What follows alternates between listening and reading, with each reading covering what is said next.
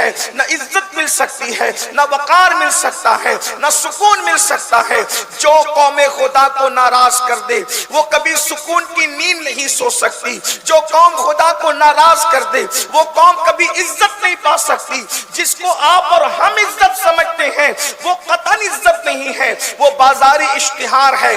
حقیقت میں عزت وہ ہے جو کبھی نہ ختم ہونے والی عزت ہے، جس کو میرا اللہ قرآن میں یوں بیان فرماتا ہے وَلِلَّهِ الْعِزَّةُ وَلِرَسُولِهِ وَلِلْمُؤْمِنِينَ۔ عزت تو اللہ کے لیے ہے، عزت تو رسول کے لیے ہے، اور عزت تو رسول کے وفاداروں کے لیے ہے۔ وہ کیا عزت ہے، اللہ اکبر، کہ انسان چند دن دنیا میں شہرت پائے اور اس کے بعد گمنامی میں چلا جائے۔ عزت تو وہ ہے کہ وصال کرنے کو 9 صدیاں بیت گئی، پھر بھی سنی کا بچہ گرتا ہے تو گرتا بعد میں ہے، پہلے یا غوث المدد کی صدا لگاتا ہے۔ یہ کیسی عزت ہے، یہ کیسی شان ہے۔ غوث پاک کبھی بھیونڈی آئے نہیں، ممبئی آئے نہیں، ہندوستان آئے نہیں ظاہری طور پر، لیکن اللہ اکبر، ہندوستان کے قادریوں ہی نہیں بلکہ تمام اہل ایمان کے دلوں میں غوث پاک کی ایسی جوت کی جھلجھل ہے کہ اللہ اکبر۔ میرے امام کہتے ہیں نہیں کس شان کی منزل میں تیرا جلوہ نور، نہیں کس گھر کے آئینے میں اجالا تیرا، اور مٹ گئے مٹتے ہیں مٹ جائیں گے آدھا تیرے، نہ مٹا ہے نہ مٹے گا کبھی چرچا تیرا، اور وَرَفَعْنَا لَكَ ذِكْرَكَ ہے سایہ تجھ پر، ذکر اونچا ہے تیرا، بول ہے بالا تیرا۔ اللہ کے بندو یہ عزت ہے، عزت اس کو کہتے ہیں۔ تو بہت گفتگو کو طول نہ دیتے ہوئے اپنے اصل عنوان کی طرف آنا چاہتا ہوں۔ میرے آقا صلی اللہ علیہ وآلہ وسلم کے دیوانوں، غفلت سے نکلو، غفلت سے توبہ کرو۔ اپنے سارے مسائل اس بنیاد پر ہے کہ اللہ ہم سے ناراض ہے، اللہ کا رسول ہم سے ناراض ہے، اور ایک بات یہ بھی یاد رکھیں، جس سے اللہ ناراض ہوتا ہے اس سے رسول اللہ بھی ناراض ہو جاتے ہیں۔ اللہ اکبر۔ بہت آج غفلت کا دور ہے، انسان دولت کے نشے میں، مال کے نشے میں، عزت کے نشے میں اللہ کو ناراض ہی کرتا جا رہا ہے۔ جن بچوں کو ہم نے پیدا کیا، جو ہم سے پیدا ہوئے، جنہوں نے ہم سے جنم لیا، ہمیں ان بچوں کی رضا کا تو خیال ہے، لیکن جس خدا نے ہمیں وجود عطا فرمایا اس اللہ کی خوشی کا ہمیں کوئی خیال نہیں۔ اگر بچہ کہہ دے ابا آتے آتے کھلونا لے کر کے آنا، اور اگر ہم بھول جاتے ہیں تو ہم اپنے ہی بچے کو سوری کہتے ہیں، گھر جا کر کے بیٹا معاف کرنا، تیرے لیے مٹھائی نہیں لا سکا، تیرے لیے کھلونا نہیں لا سکا۔ آپ سے پوچھنا چاہتا ہوں، خود کے جنم دیے ہوئے بچوں کی رضا کا خیال کرنے والوں، اپنے اللہ کی تم نے کتنی عزت کی، اپنے مولا کی تم نے کتنی عزت کی۔ میرا اللہ اپنے بندوں سے کہہ رہا ہے وما قدر اللہ حق قدری، کہ تم نے میری وہ قدر ہی نہیں کی جو قدر کرنے کا حق تھا۔ ایک رب اپنے بندوں سے کہہ رہا ہے، ایک مالک اپنے غلاموں سے کہہ رہا ہے، ایک خالق اپنی مخلوق سے کہہ رہا ہے تم نے میری وہ قدر نہیں کی۔ ذرا اس آیہ کریمہ کا تیور تو ملاحظہ کریں۔ بیوی کو سوری کہنے والوں، بچوں سے معافی طلب کرنے والوں، 5000 کی نوکری دینے والے انسان کی غلامی کرنے والوں، جس خدا نے پیدا کیا، ماں کے پیٹ میں شکل بنائی، جس نے روزی دی، رزق دیا، عزت دی، دودھ پینے کے لیے ماں کی جو ہے وہ سینے کی معرفت عطا کی، یہ سب کچھ دیا، ماں باپ کے سینے میں ہماری محبت دی، اس اللہ سے وفا کیا کی۔ مگر یاد رکھنا، جس دنیا کے فریب پر ہم غفلت کی زندگی گزار رہے ہیں، میری دکان، میرا مکان، میرا کاروبار، میرا دوست، میرا یار، میرے بچے، میری بیوی، یہ سب دھوکہ ہے، دھوکہ۔ ایک خواب، ایک خواب، دنیا ایک خواب ہے۔ ایک خواب کے لیے اتنی فریبتا ہو، یہ خواب ہے۔ سیدنا مولا کائنات سید السادات علی مرتضی کرم اللہ تعالی وجہہ الکریم فرماتے ہیں دنیا خواب ہے، اور ہر خواب انسان سوتی ہوئی آنکھ سے دیکھتا ہے۔ دنیا ایسا پرفریب خواب ہے کہ اس خواب کو انسان جاگتی آنکھ سے دیکھ رہا ہے۔ ہر خواب سے انسان اس وقت بیدار ہوتا ہے جب اس کی آنکھ کھلتی ہے، اور یہ دنیا کا خواب ہے۔ دنیا کا خواب اتنا پرفریب ہے کہ جب موت کی وجہ سے اے انسان تیری آنکھ بند ہوگی اس وقت تیری آنکھ کھلے گی کہ میں کتنے بڑے دھوکے میں تھا. مکان گیا، دکان گئی، بچے جدا ہوئے، بیوی جدا ہوئی، سب چلے گئے. اللہ کے بندو، آج اصلاح معاشرہ کی محفل میں آئے ہو. کامیابی کا اصول میرا اللہ قرآن میں بیان کرتا ہے. اگر کامیابی چاہتے ہو آپ کو 3 باتوں پر عمل کرنا ہے. میں جلدی جلدی تینوں باتیں پڑھتا ہوں، نتیجے پہ بات پہنچتی ہے. اللہ پاک ارشاد فرماتا ہے کامیاب. اور ایک بات یاد رکھنا، اللہ نے کہہ دیا کامیابی ہونی ہے. اگر شک کرو گے مسلمان نہیں رہ جاؤ گے. کامیابی کے 3 اصول اللہ فرما رہے ہیں. قد افلح من تزکا، وہ مراد کو پہنچے. اللہ نے کہہ دیا مراد کو پہنچے تو مراد کو پہنچے. اب کامیابی سے کوئی روک نہیں سکتا اگر پوری دیانتداری کے ساتھ 3 چیزوں پہ عمل کر لو. نمبر 1، مراد کو کون پہنچا؟ من تزکا، جس نے اپنے دل کو گناہوں سے پاک کر لیا، گناہ کی محبت سے پاک کر لیا. پہلی منزل کامیاب لوگوں کی دل کو گناہوں کی محبت سے پاک کرنا، دل کو گناہوں سے محفوظ کرنا. یعنی جب گناہ دیکھو تو دل میں کرنے کا جذبہ پیدا نہ ہو، بلکہ گناہ کو دیکھ کر ہی انسان کے دل میں نفرت پیدا ہو، گناہ سے گھن پیدا ہو. دل کو گناہ کی محبت سے پاک کرنا یہ پہلی منزل ہے. اب تھوڑا ٹٹولے اپنے آپ میں، کیا ہم وہ لوگ ہیں؟ ہمیں تو ہر گناہ سے محبت ہے، ہمیں تو ہر گناہ سے پیار ہے. دیکھ لیجئے، فلموں سے لے کر کے گانے سننے تک، گانے سننے سے لے کر کے سود کے دھندے تک، سود کے دھندوں سے لے کر کے شراب اور نشے تک، شراب اور نشے سے لے کر غیبت، چغلی، حرام غذا، یہ ساری چیزوں سے انسان اس قدر اس میں ملوث ہوا کہ اب تو انسان گناہ کو گناہ سمجھتا ہی نہیں. پہلی منزل کامیاب لوگوں کی وہ ہے جو گناہ کی محبت سے اپنے دل کو پاک کرتے ہیں. ایک بات یہ بھی کہہ دوں، جب تک گناہ کی محبت دل میں ہوگی اس وقت تک ہم سچے عاشق رسول نہیں بن سکتے. اور ایک بات آپ کے سامنے یہ بھی واضح کر دی جائے کہ زنا، شراب، جوا، یہ سب تو گناہ کی محبت لوگوں کے دل میں ہے. جو طبقہ دیندار کہلاتا ہے وہ یہ سارے گناہ نہیں کرتا، لیکن یہ اس سے بڑے جرم میں مبتلا ہیں، جیسے غیبت، حسد، بغض، کینہ، یہ دلوں میں ہے. اب بتائیں، کرسی پر اگر پیشاب پڑا ہو تو کیا میں اس پہ بیٹھوں گا؟ آپ بیٹھیں گے؟ کوئی بیٹھے گا؟ جب ایک کرسی پیشاب سے بھری ہو تو اس میں میں اور آپ نہیں بیٹھتے. تو جو دل کینے سے بھرا ہو، حسد سے بھرا ہو، بغض سے بھرا ہو، بتائیں اس میں حضور کا عشق کیسے آ سکتا ہے؟ تو کہیں عشق کے نام پر ہم منافقت تو نہیں کر رہے؟ میرے جملے تلخ لگے تو معاف کرنا. جہاں حسد ہوگا وہاں عشق مصطفیٰ کیسے ہوگا؟ جہاں کسی مومن کے لیے دل میں کینہ ہوگا وہاں عشق مصطفیٰ دل میں کیسے ہوگا؟ مجھے حیرت ہے، عاشق رسول بغض اور کینے والا کیسے ہو سکتا ہے؟ ارے عاشقوں کا تو حال یہ ہے کہ عاشقوں کی توجہ تو شیطان کی طرف بھی نہیں جاتی، وہ شیطان کی طرف بھی کبھی متوجہ نہیں ہوتے. ایک مرتبہ رابعہ ادویہ سے کسی نے کہا، رابعہ اللہ کی اتنی عبادت کرتی ہے، تجھے شیطان کتنا ستاتا ہوگا؟ تو جواب دیتی ہے، کبھی خیال بھی اس کا نہیں آتا. کیوں؟ اس لیے کہ یار کی یاری سے فرصت نہیں ملتی، دشمن کے لیے وقت لائے کہاں سے؟ عاشق رسول کہلاتے ہو پھر غیبت کی گٹھلیاں لے کر بیٹھتے ہو.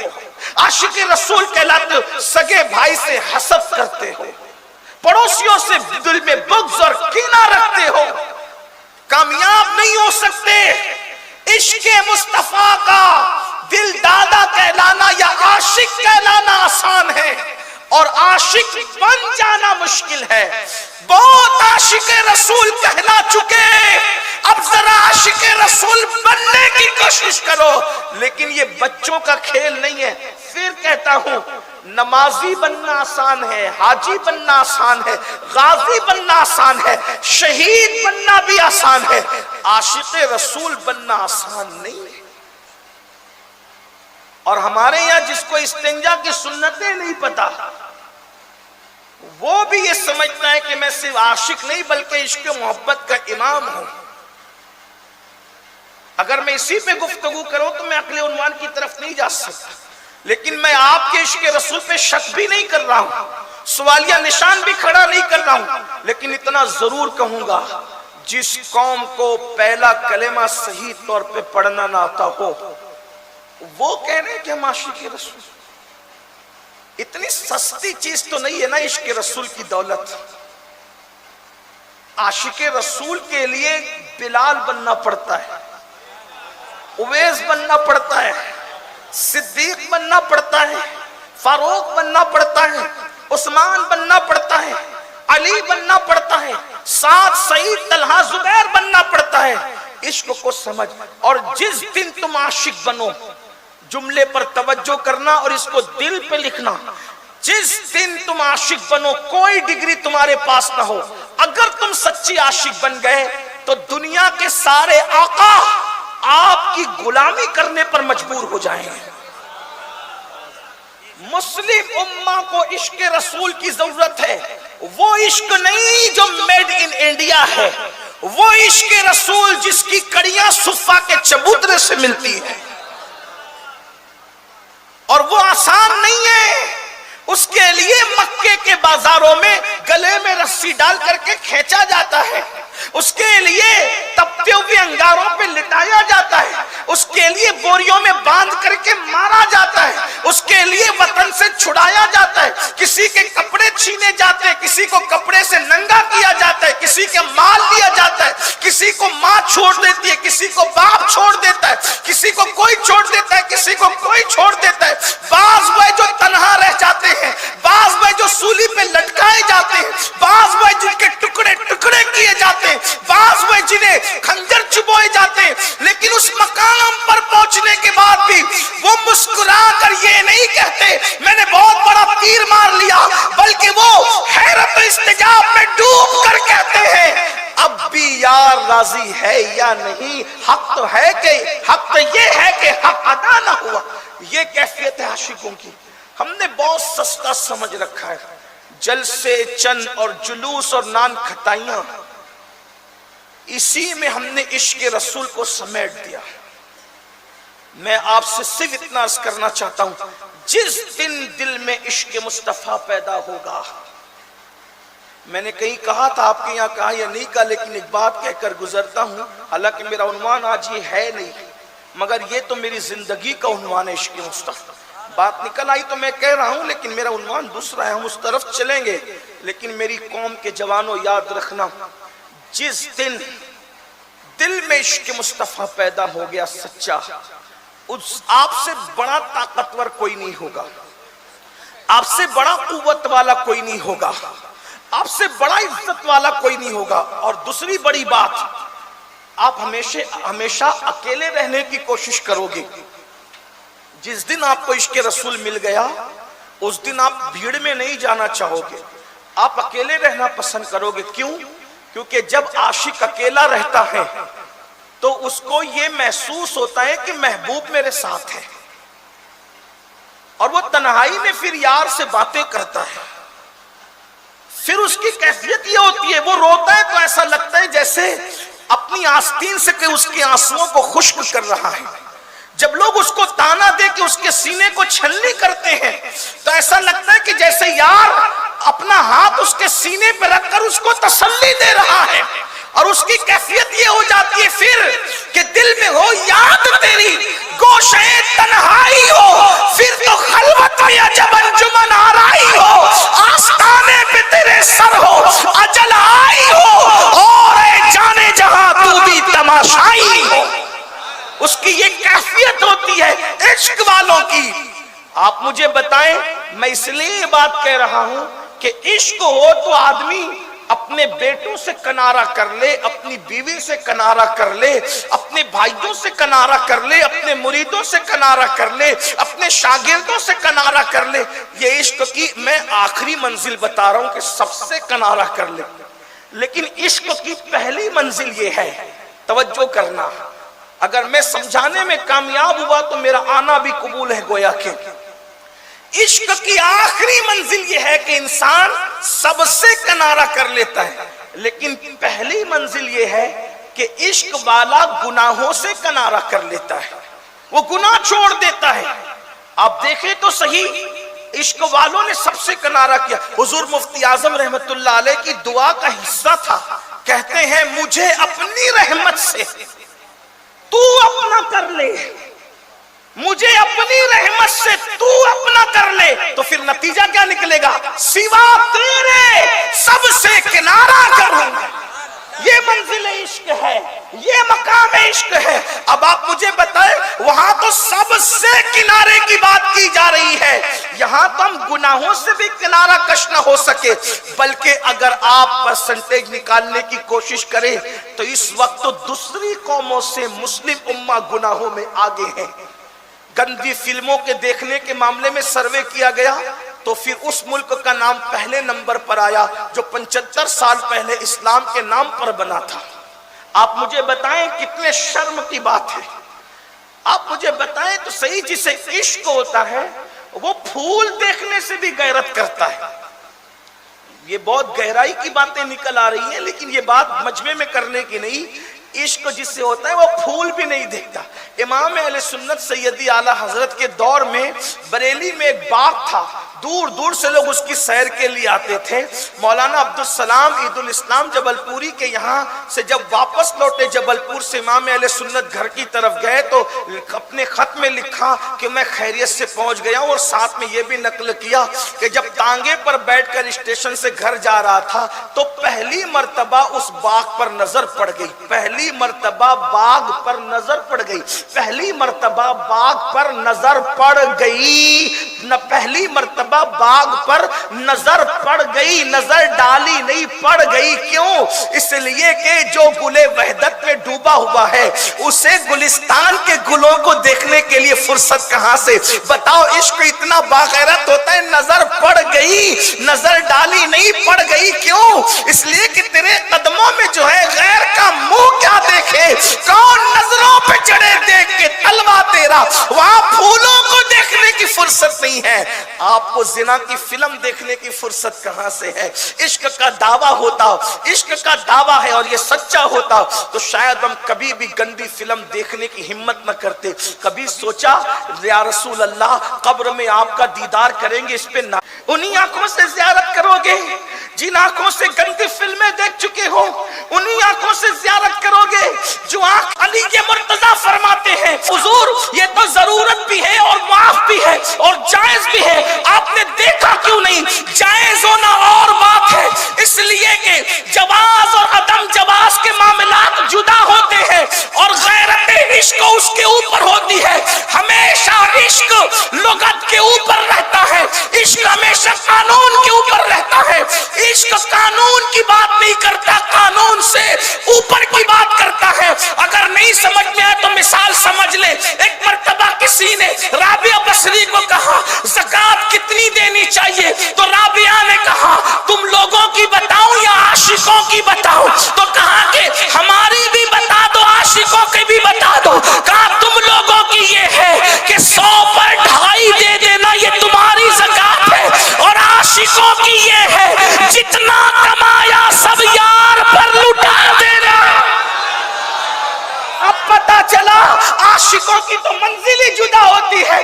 عشق کی بات کرتے ہیں اور قانون پر عمل نہیں کرتے. عاشق پہلے قانون کا پابند ہوتا ہے، بعد میں منزل عشق پہ پہنچتا ہے. جو قانون ہی میں فیل ہو جائے وہ عاشق کیسے ہو سکتا ہے؟ تو عرض یہ کر رہا تھا عشق ہمیشہ اوپر کی قانون کے اوپر کی بات کرتا ہے. مولا کائنات نے فرمایا خود کا سطر میں نے کبھی قصدن جان بوجھ کے نہیں دیکھا. لوگوں نے کہا ضرورت بھی ہے، جائز بھی ہے. فرمایا اس لیے نہیں دیکھتا کہ جن آنکھوں سے رسول اللہ کا چہرہ دیکھتا ہوں آنکھوں سے اپنے سسر کو کیسے. یہ منزل عشق ہے. اور ہم حضور کو قبر میں دیکھنا چاہتے ہیں، کیا نہیں دیکھتے؟ بلکہ بڑی معذرت کے ساتھ بھیونڈی کا ایسا ماحول نہیں ہے، لیکن چونکہ آواز پوری دنیا میں جاتی ہے انٹرنیٹ کے ذریعے سے، جہاں ضرورت ہے وہاں پہنچ جائے۔ دوسروں کو دیکھنا تو دور کی بات ہے، اب یہ کان ایسی منحوس باتیں بھی سن کر تڑپ رہے ہیں کہ دیور کی نظر سے بھابھی محفوظ نہیں ہے۔ یہ صورتحال ہے، مسلم معاشرے کی صورتحال ہے کہ دیور کی نگاہ سے بھابھی محفوظ نہیں، بہنوئی کی نظر سے سالی محفوظ نہیں، بلکہ بعض مقامات تو وہ آئے ہیں، اللہ اکبر، العیاذ باللہ، العیاذ باللہ، کہ یہ بھی سنا گیا کہ بہن بھی محفوظ نہیں۔ یہ صورتحال ہے کس قوم کی؟ کس قوم کی؟ اللہ کے بندو، عشق بہت باقی ہے۔ تو عرض یہ کر رہا تھا کہ قرآن کامیابی کا پہلا اصول بیان کرتا ہے، قد افلح من تزکا، اپنے دل کو پاک کرو، دل پاک۔ اچھا اب یہ منزل تو آپ تو سوچتی ہوں گے کہ آپ تو آ کے رونا ہی روتے ہیں، کوئی حل بھی تو ہونا چاہیے۔ اب یہ دل پاک کیسے ہو؟ دل پاک کرنے کا بھی تو کوئی طریقہ ہوگا۔ ہاں ہے، نمبر 1، کثرت سے درود شریف پڑھو، دل پاک ہوگا۔ لا الہ الا اللہ کلمہ شریف پڑھو، دل پاک ہوگا۔ قرآن کی تلاوت کثرت سے کرو، دل پاک ہوگا۔ اور سب سے آسان طریقہ، کسی پاک دل والے کی صحبت میں جا کر کے بیٹھا کرو، دل پاک ہوگا۔ اب یہ بڑا مسئلہ ہے، یہاں تو آپ پریشان ہو جائیں گے کہ بھئی کس کا دل پاک ہے، ہمیں کیسے پتا چلے؟ تو پھر اس پر میں آپ کو کوئی خطرے میں نہیں ڈالتا، پھر یہ کہتا ہوں زمین کے اوپر جتنے پیار سب سے کرو، احترام سب کا کرو، عزت سب کی کرو، ہاتھ سب کے چومو، لیکن جا کے وہاں بیٹھو جو زمین کے اندر جا چکے ہیں، اس لیے کہ ان کا دل صاف ہونا یہ یقینی بات ہے۔ موقع ملے تو سرکار دیوان شاہ کے آستانے پہ جا کے بیٹھ جاؤ، حافظ جی بابا کے آستانے پہ جا کر کے بیٹھ جاؤ، اور اللہ نے موقع دیا تو اور بھی میں سب کے نام نہیں جانتا، جو بزرگ آپ کے یہاں کے مشہور ہے وہاں جا کے بیٹھ جاؤ۔ پھر موقع ملے تو پھر ہندوستان کے بادشاہ سلطان الہند سرکار غریب نواز کی بارگاہ میں جا کر کے بیٹھ جاؤ۔ اللہ کی قسم، کوئی مانے نہ مانے، ایک نظر کا سوال ہے، ایک نظر اٹھے گی میرے خواجہ کی اور دل کی تاریکی سب دور ہو جائے گی۔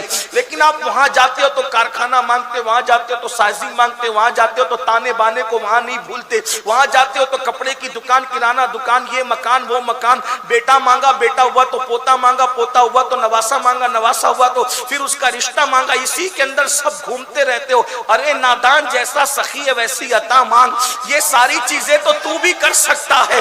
اپنے دل کو تبدیل کرنے کی کوشش کر، اپنے دل کو بدلنے کی کوشش کر۔ اللہ کی عزت کی قسم، جس دن تیرا دل صاف ہو جائے گا، تجھے کسی کی دعا کی ضرورت نہ رہے گی، تو جس کے سر پہ ہاتھ رکھ دے گا اس کی قسمت بدل جائے، اس کی قسمت تبدیل ہو جائے گی۔ دل صاف کرو، دل پاک کرو۔ بلکہ عطائے رسول ہند الولی سرکار غریب نواز کی کرامتوں میں سے کرامت یہ ہے کہ آپ ہمیشہ آنکھ بند کر کے بیٹھتے تھے۔ غریب نواز آنکھ کھول کے نہیں بیٹھ، آنکھ بند کر کے بیٹھ، اور جس دن آنکھ کھول کے کسی کو نظر بھر کے دیکھ لیتے، صرف دیکھ لیتے، اس کو مقام ولایت عطا فرما دے۔ اب میں یہاں حیران ہوں، یا اللہ، جب رسول اللہ کے بیٹے کی نظر میں یہ کمال ہے کہ جس کو نظر بھر کے دیکھ لے اس کو ولایت کا مقام عطا کر دے، جب نواسے کی کیفیت کا یہ عالم ہے تو نانا محمد الرسول اللہ کی شان کا عالم کیا ہے؟ پھر ان کی نگاہ کی تاثیر کیا ہوگی؟ میرے امام کہتے اٹھ گئی جس طرف دم میں دم آ گیا، اس نگاہ عنایت پہ لاکھوں سلام۔ نعرہ تکبیر۔ پہلے اپنے دل کو صاف کرو، پاک کرو۔ اور دل صاف کرنے کا آسان طریقہ یہ بتا دیا نا کہ اللہ والوں کے یہاں جا کے بیٹھو، دعا کرو کہ اللہ ہمارے دل کو صاف کر۔ نمبر 2، اللہ کا ذکر، وَذَكَرَ اسْمَ رَبِّهِ فَصَلَّى، ذکر اللہ کرو، خدا کا ذکر کرو۔ ممرہ میں نے اس پہ بہت تفصیلی گفتگو کی، یہاں نہیں کرتا، لیکن یہ کہ اللہ کا ذکر کرنے کی عادت ڈالو، کثرت سے اللہ کا ذکر کرو، اللہ پاک کا ذکر کرو۔ اللہ کا وعدہ ہے فَاذْكُرُونِي أَذْكُرْكُمْ، تم مجھے یاد کرو میں تمہارے ڈنکے بجا دوں گا۔ عزت سب چاہتے ہیں لیکن کوئی اللہ کا ذکر کرنا نہیں چاہتا۔ اور یہ جو اللہ والے تھے، صوفیہ تھے، یہ ہر وقت اللہ کا ذکر کرتے تھے. قرآن اللہ والوں کی شان بیان کرتا ہے، الذین یذکرون اللہ قیاما وقعودا وعلی جنوبہم، کہ یہ اللہ والے وہ ہیں کہ جب کھڑے ہوتے ہیں تو اللہ کا ذکر کرتے ہیں، یہ جب بیٹھے ہوتے ہیں تو بھی اللہ کا ذکر کرتے ہیں، یہ کروٹوں پہ لیٹتے ہیں تو بھی اللہ کا ذکر کرتے ہیں. انسان تینوں میں سے کوئی ایک ہی کیفیت میں ہوتا ہے، یا تو وہ کھڑا ہوتا ہے، یا بیٹھا ہوتا ہے، یا تو لیٹا ہوتا ہے. اللہ فرماتا ہے وہ تینوں کیفیتوں میں اللہ کا ذکر کرتے ہیں. یاد رکھیں اللہ کا ذکر مثال کے طور پہ اللہ اللہ ہی کہہ دے، سبحان اللہ ہی کہہ دے، الحمدللہ ہی کہہ دے، اللہ اکبر ہی کہہ دے، لا الہ الا اللہ ہی کہہ دے، اللہ ہی کہہ دے، یہ سب ذکر ہے، زبان سے کرتے رہیے. اللہ پاک فرماتا ہے میں تمہارے ڈنکے بجاؤں گا، تمہارے چرچے کروں گا. کبھی آپ نے سوچا، کبھی غور کیا، غریب نواز کے لیے، غوث پاک کے لیے، صابر پاک کے لیے، محبوب الہی کے لیے، قطب الدین بختیار کاکی کے لیے پوری تحریکیں بنی ان کو ختم کرنے کے لیے، ان کا ذکر ختم کرنے کے لیے، ان کے نام کے نعروں کے لیے 100 سال تک کے تنظیموں نے محنت کی. ان کو پرموٹ کرنے کے لیے محنت کسی نے نہیں کی. توجہ کرنا، گھر جا کر کے اس فلسفے کو سوچنا، ان ولیوں کو پرموٹ کرنے کے لیے کسی نے محنت نہیں کی، لیکن ان کو ختم کرنے کے لیے تحریکیں چلی. مفتی لوگ کھڑے ہوئے، یا غوث کہنا شرک ہے، یا خواجہ کا نعرہ لگانا شرک ہے، ان کے نام کی نیاز کرنا شرک ہے. مفتی فتویٰ دیتے دیتے مر گیا، اس کی ہڈیاں پگھل گئی، لیکن غریب نواز کے ماننے والے کم نہیں ہوتے، بڑھتے ہی جا رہے ہیں. پہلے عرس میں دیکھو کتنی تعداد ہوتی تھی، ابھی کتنی تعداد ہوتی ہے، آپ غور فرمائیں. اور اب سے پہلے جو ہمارے باپ دادا لوگ جاتے تھے کتنے لوگ جاتے تھے، ابھی کتنے جاتے ہیں. یعنی بڑھ رہا ہے معاملہ، کم نہیں ہو رہا ہے. کیوں؟ اللہ کا وعدہ ہے فَاذْكُرُونِي أَذْكُرْكُمْ، میرا ذکر کرو میں تمہارے چرچے کروں گا. ان لوگوں نے کیسے ذکر کیے؟ دریا کے کنارے بیٹھ کے اللہ کو یاد کیا، سمندروں میں اللہ کو یاد کیا، جنگلوں میں اللہ کو یاد کیا، پہاڑوں میں اللہ کو یاد کیا. لوگ غاروں میں گناہ کرنے جاتے، توجہ تو کریں، ان میں ہم میں فرق کیا ہے؟ لوگ غاروں میں گناہ کرنے جاتے، وہ غاروں میں چھپ کے خدا کا ذکر کرتے تھے. لوگ دریا کے کنارے زنا کرنے جاتے، وہ دریا کے کنارے خدا کا ذکر کرتے تھے. لوگ سمندر کے کنارے عیاشوں کے محل تعمیر کرتے، وہ سمندروں کے کنارے خدائے سمندر کو یاد کرتے تھے. اندازہ فرمائے پھر خدا نے ان کے ایسے ڈنکے بجا دیے کہ جب تک کہ چاند اور سورج نکلتے ڈوبتے رہیں گے، ان کا نام کبھی نہیں مٹ سکتا، کیونکہ جس نے ذکر بلند کیا ہے وہ ہمیشہ زندہ رہنے والا خدا ہے. ذکر کرو اللہ کا، آسان ہے ذکر. لوگ ہم سے کہتے ہیں کوئی وظیفہ دے دو حضرت. کس لیے چاہیے؟ روزی کے لیے. کس لیے چاہیے؟ بچوں کے لیے. کس لیے چاہیے؟ اس کے لیے. مجھ سے بھی لوگ وظیفہ مانگتے ہیں، حالانکہ کوئی میں ورد وظیفے والا آدمی نہیں، لیکن لوگ کہتے ہیں. پھر میں کہتا ہوں لا الہ الا اللہ پڑھو، کلمہ شریف پڑھو. نہیں حضرت کچھ اور دیجئے. میں کہتا ہوں پھر آپ جائیں، ہنسنے کی بات نہیں، آپ جائیں. جو کلمہ شریف سے بڑا کوئی وظیفہ سمجھتا ہے پاگل ہے، انتہائی درجے کا پاگل ہے. وجہ بتاؤں؟ یہ اتنا پاورفل کلمہ ہے لا الہ الا اللہ محمد الرسول اللہ، جب پڑھنے والا پڑھتا ہے تو عرش ہلتا ہے. توجہ کریں، جو اللہ کے عرش کو ہلا دے اسے کلمہ طیبہ کہتے ہیں. آپ کیا سمجھے کلمے کا پاور کیا ہے؟ مسئلہ یہ ہے نا کہ منافقت کر رہے ہیں ہم. جملے تلخ ہو تو معاف کرنا، لیکن جو کلمے کی قدر نہ کرے اس سے بڑا منافق کون ہوگا؟ عملی طور پر وہ منافق ہے، اعتقادی طور پہ نہیں کہہ رہا. کلمے کی اہمیت نہیں، کس کے وظیفے کی اہمیت ہے؟ امین القادری نے دیا ہے، میرے پیر نے دیا ہے. اللہ کے بندوں سب کی عزت کرو، لیکن یہ وہ وظیفہ ہے اللہ کے رسول فرماتے افضل الذکر لا الہ الا اللہ، بہترین ذکر کلمہ طیبہ ہے. اب یہ کلمے کا پاور دیکھو، جو خدا کا عرش ہلا دے وہ کلمہ ہے. تمہارے دشمنوں کے دل نہیں دہلا دے گا، تمہارے حاسدوں کے دل نہیں دہلا دے گا.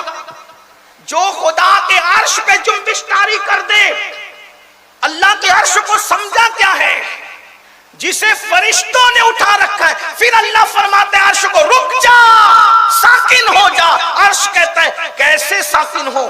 کلمہ پڑھا گیا. ارشاد ہوتا ہے پڑھنے والے نے ہم نے اسے بخش دیا، عرش ساکن ہو جا.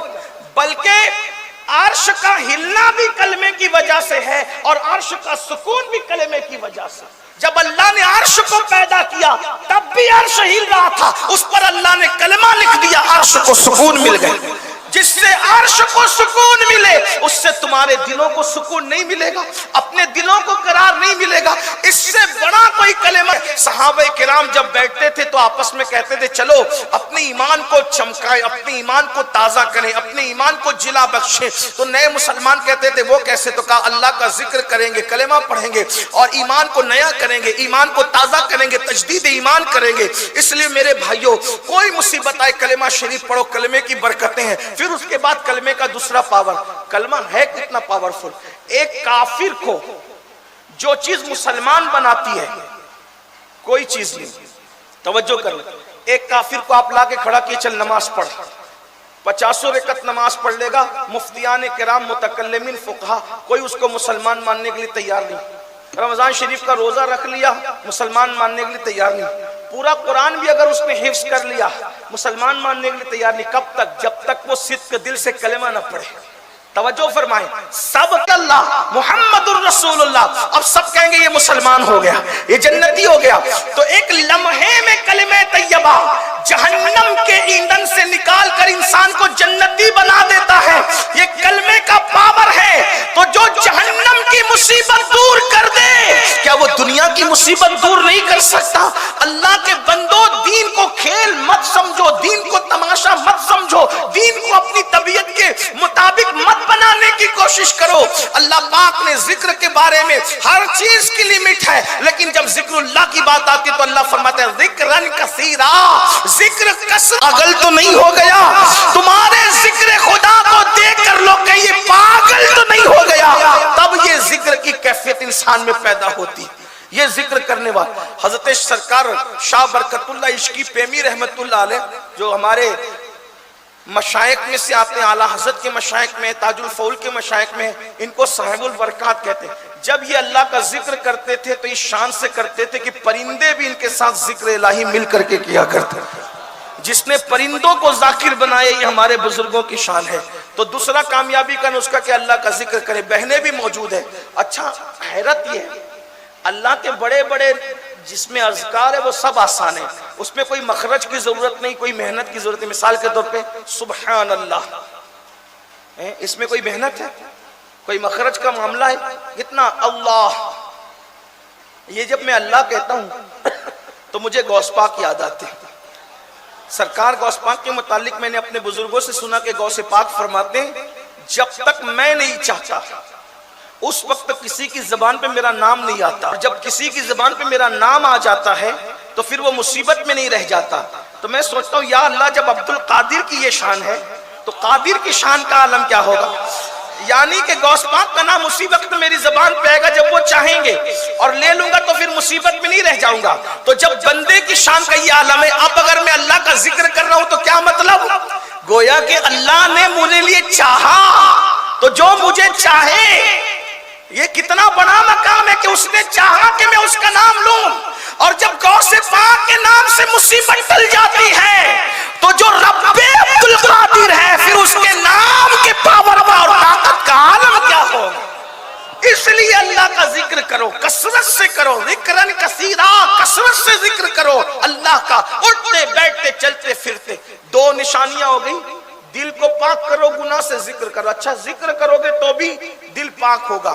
اور تیسری منزل اور آخری بات، تیسری منزل آخری بات کیا؟ فصلا، اور وہ نمازی بن گئے، نماز قائم کی۔ یہاں کر کے سب ڈھیلے پڑ جاتے ہیں۔ 95% لوگ مسلم امہ میں پوری دنیا میں نماز نہیں پڑھتے، 5% لوگ پڑھتے ہیں۔ پھر وہ لوگ بھی گھٹتے گھٹتے فجر کی نماز میں 1% سے بھی کم ہو جاتے ہیں، فجر میں نہیں آتے لوگ، اور پھر وہ اپنے آپ کو نمازی سمجھتے ہیں۔ نمازی کی تعریف کیا ہے وہ سن لیں۔ اگر کوئی 5 وقت کی نماز بھی پابندی سے پڑھتا ہے لیکن شادی میں نماز چھوڑ دیتا ہے، میت میں چھوڑ دیتا ہے، کبھی کبھی ٹرین میں چھوڑ دیتا ہے، فلائٹ میں جان بوجھ کے چھوڑ دیتا ہے، تو بزرگوں نے فرمایا جو جان بوجھ کر 1 وقت کی نماز بھی چھوڑ دے تو اس کا شمار نمازیوں میں نہیں ہوگا تا وقت یہ کہ وہ توبہ نہ کر لے، یعنی وہ نمازیوں میں شمار نہیں ہوگا۔ جو جان بوجھ کر ایک وقت کی اب سر درد ہے تو چھوڑ دیا، اپنے جیسے کچھ لوگ بیٹھے ہوئے ہیں تو چھوڑ دیا، ٹرین میں نماز کہ گئی کیا کریں گے کیسے پڑھیں گے چھوڑ دیا۔ ہمارے مذہب میں یہ کھڑے ہو کے نہیں پڑھ سکتے، بیٹھ کے پڑھو، بیٹھ کے نہیں پڑھ سکتے لیٹ کے پڑھو، اشارے سے پڑھو، نماز معاف نہیں ہے، نماز پڑھنا ہے۔ تو چونکہ تین اصول کامیابی کے، دل کو پاک کرنا، ذکر کرنا، نمازی بننا، تین چیزوں پہ عمل کر لو، اللہ نے سند دی ہے تم کامیاب ہو جاؤ گے، زمین کے اوپر بھی اور زمین کے نیچے بھی۔ اب ایک حدیث پڑھ دوں اور اپنی بات کو پورا کر لو، تھوڑی طویل حدیث ہے، شرح کے ساتھ پڑھوں گا لیکن آپ کی توجہ چاہیے۔ اب کچھ لوگ یہ سوچتے ہیں کہ مولانا اگر ہم نہیں بھی نماز پڑھیں گے تو ہم مسلمان تو رہیں گے نا۔ یہ بہت بڑی غلط فہمی ہے کہ نماز چھوڑ کر بھی تو ہم مسلمان رہیں گے نا۔ یاد رکھنا، نماز چھوڑ کر آپ مسلمان تو رہیں گے، میں بے نمازی کو کافر کیسے کہہ سکتا ہوں؟ میری تو کوئی حیثیت ہی نہیں۔ جب ہمارے بزرگوں نے نہیں کہا تو میں بھی نہیں کہہ سکتا، کیونکہ ہم بزرگوں کے پابند ہیں، اور 14ویں صدی میں تو ہم خاص طور پر فکر رضا کے پابند ہیں۔ ہم اس سے نہ آگے جاتے ہیں نہ پیچھے جاتے ہیں، کیونکہ امام اہل سنت نے 14 صدیوں کا اتنے مجموعہ نچوڑ کر ہمیں پیش فرمایا۔ نماز چھوڑ کر آپ کافر نہیں ہوتے حنفی ہونے کی وجہ سے، احناف کے فتوے کی وجہ سے، لیکن کسی کا بھی فتویٰ اٹھا کے دیکھ لو، نماز چھوڑ کر اگر آپ کافر نہیں ہوتے اور یقیناً نہیں ہوتے، لیکن نماز چھوڑ کر پھر آپ جنتی مسلمان بھی نہیں رہ جاتے۔ کیوں؟ میں اہل علم کی توجہ دعائیں لینے کے لیے چاہتا ہوں کہ اگر غلطی کروں گا تو میری اصلاح کریں گے۔ میں بطور سبق سنانے کے ان کو عرض کر رہا ہوں اور آپ کو عبرت کے لیے۔ آپ نماز چھوڑ کے کافر نہیں ہوتے، صحیح بات ہے، لیکن جنتی مسلمان بھی آپ نہیں رہ جاتے۔ کیوں؟ کیونکہ اللہ کے رسول علیہ السلام کا فرمان متواتر یہ ہے کہ جس نے جان بوجھ کر ایک وقت کی نماز چھوڑ دیا اس کا نام جہنم کے دروازے پہ لکھ دیا جاتا ہے۔ جس شخص کا نام پوری فیملی کے ساتھ روزانہ 5 مرتبہ جہنم پہ لکھا جا رہا ہے، ذرا وہ اپنا اندازہ کرے کہ اندازہ اس کی حالت کیا ہوگی، اس کی کیفیت کیا ہوگی، اس کا معاملہ کیا ہوگا، کیونکہ پورا گھر اس کا بے نمازی ہے، بچے بے نمازی ہے۔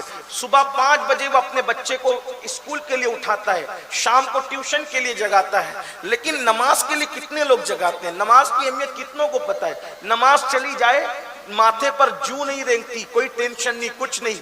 اگر موبائل صرف گم نہیں ہو، صرف پانی میں گر جائے تو آدمی کو کھانا اچھا نہیں لگتا۔ موبائل کی اسکرین اگر ٹوٹ جائے تو بچوں کو مارا جاتا ہے کہ تو نے کیوں توڑ دیا۔ آپ سے پوچھتا ہوں کبھی نماز پر بھی بچوں کو مارا ہے؟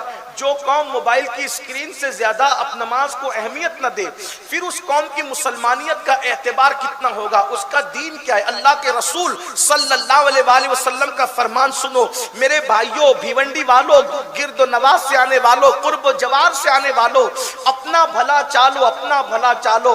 بہت زبان دراز ہو گئے ہو، کہتے جنت ہمارے باپ کی ہے اور یہ اور وہ ہے۔ یاد رکھنا یہ چرچر چلنے والی زبان قبر میں نہیں چلے گی، اللہ کے یہاں نہیں چلے گی۔ مولوی کو چپ کر سکتے ہو، مولا کو خاموش نہیں کر سکتے۔ اس کے اپنے فیصلے، اس کے اپنے فیصلے، وہ دانا ہے، جب وہ فیصلہ کرے گا تو فرماتا ہے وَتُكَلِّمُنَا أَيْدِيهِمْ وَتَشْهَدُ أَرْجُلُهُمْ بِمَا كَانُوا يَكْسِبُونَ، تمہاری زبانوں پر مہر لگا دے گا۔ اب تو ہم دیکھ رہے ہیں دنیا دار تو دنیا دار، دیندار طبقہ بھی جان بوجھ کر نماز ترک کرتا ہے، اور پھر ماتھے پر جو تک نہیں رینگتی، کانوں پر کوئی جو نہیں رینگتی، ماتھے پہ شکن نہیں آتا۔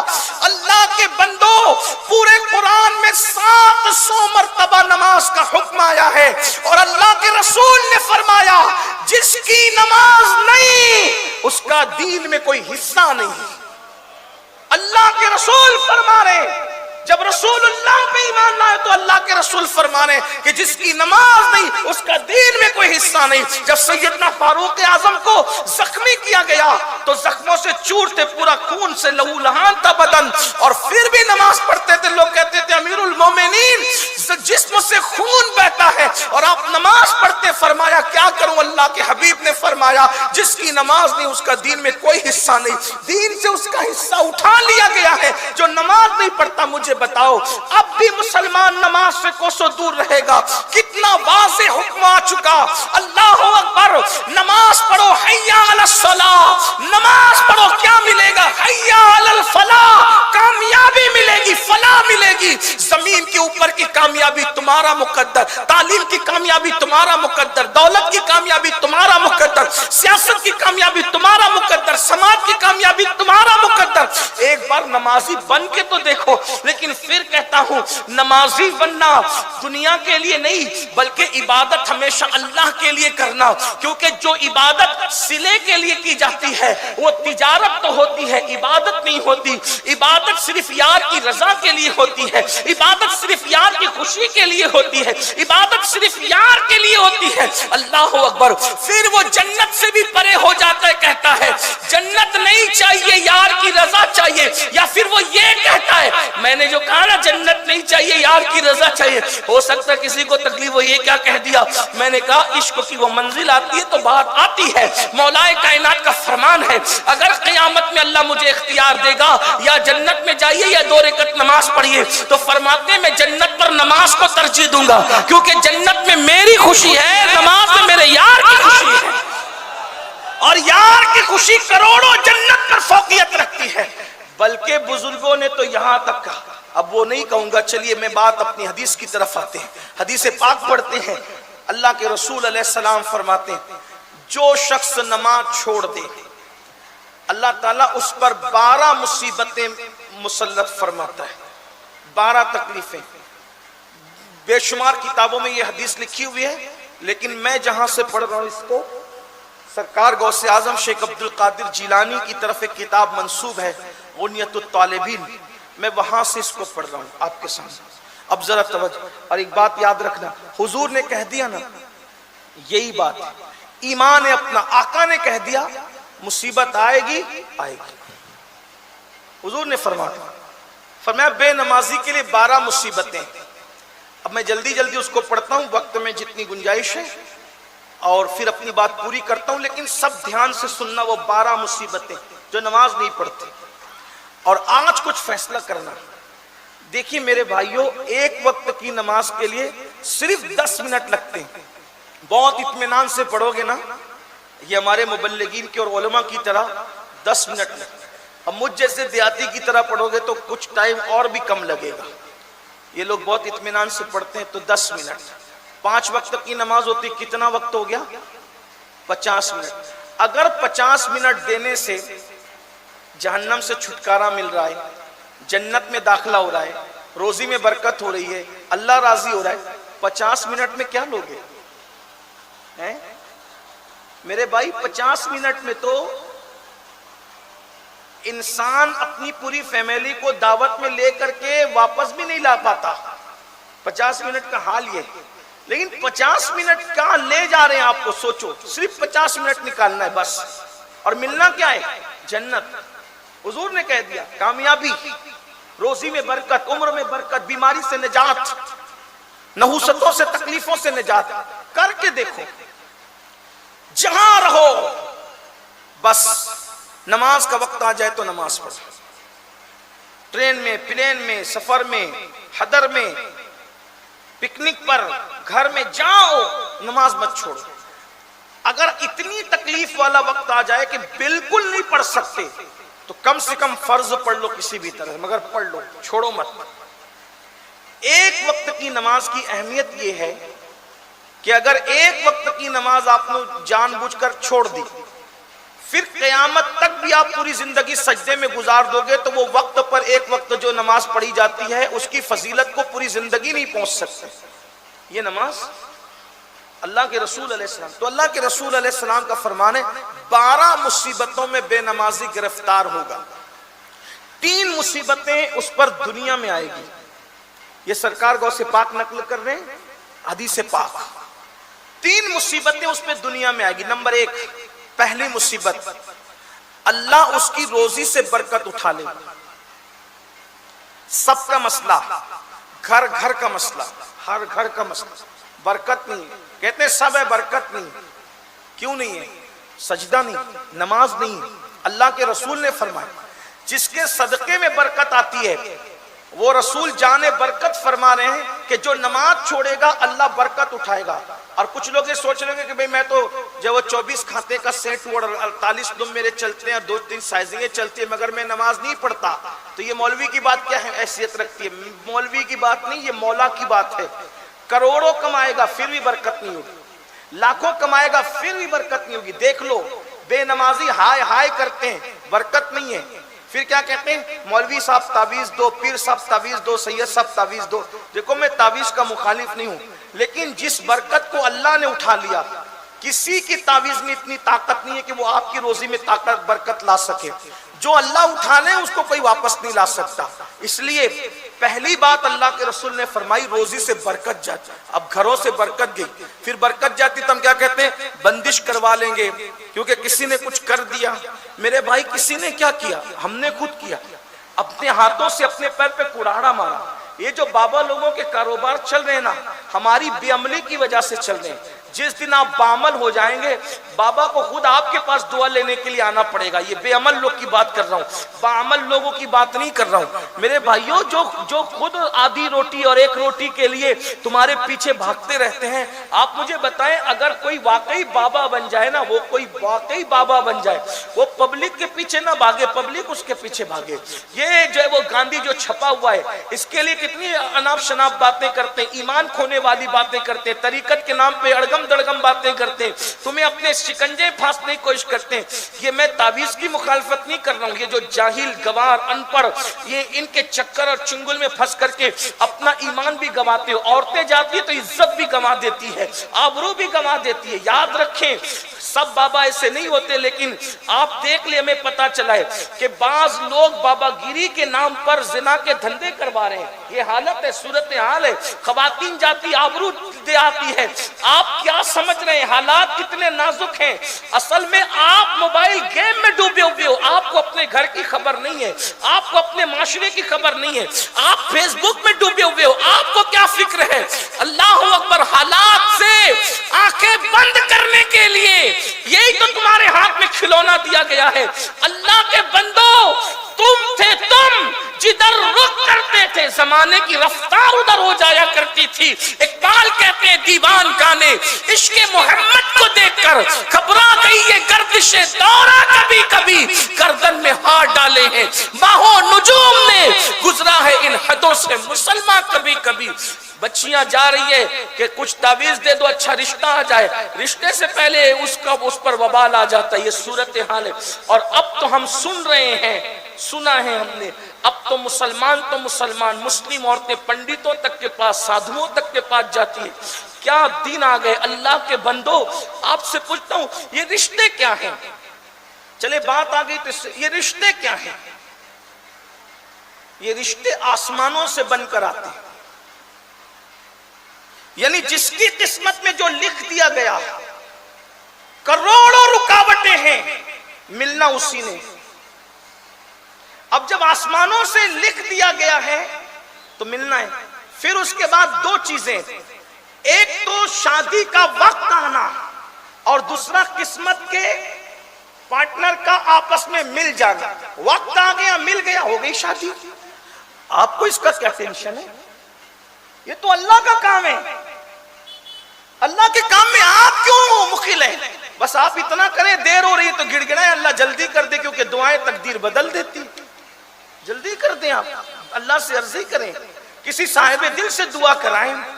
اور ایک بات آپ سے یہ بھی کہہ دوں، اگر کوئی صاحب دل نہیں ملتا پھر کہتا ہوں مزارات پر جاؤ۔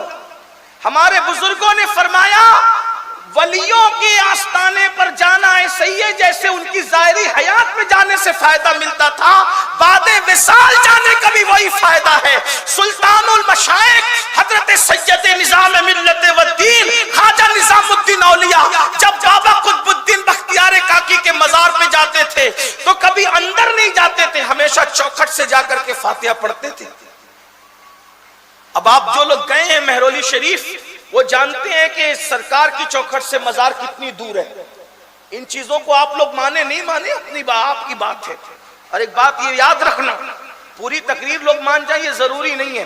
کچھ لوگ کہتے ہیں کہ یہ لوگ جب ولیوں کی بات کرتے ہیں تو بہت مبالغہ کرتے ہیں. ہم نے کہا جس دن تو ولی کو سمجھ لے گا میں کم بول رہا ہوں تو زیادہ بولے گا.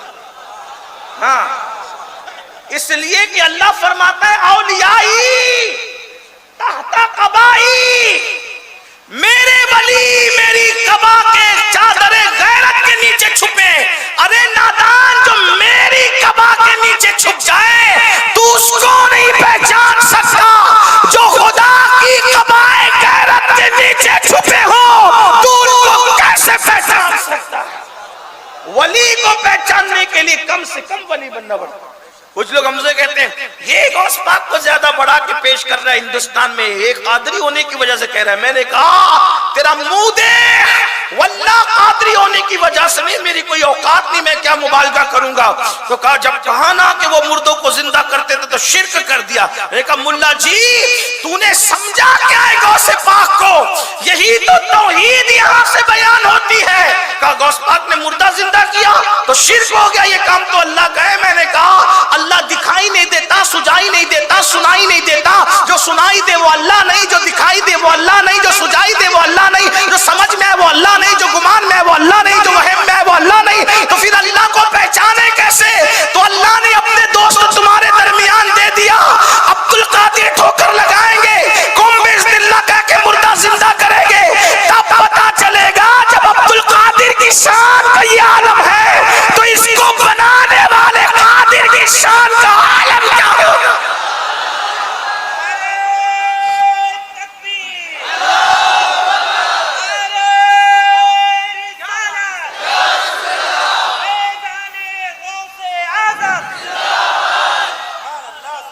نابالغ محققین کو توحید کیا پتا؟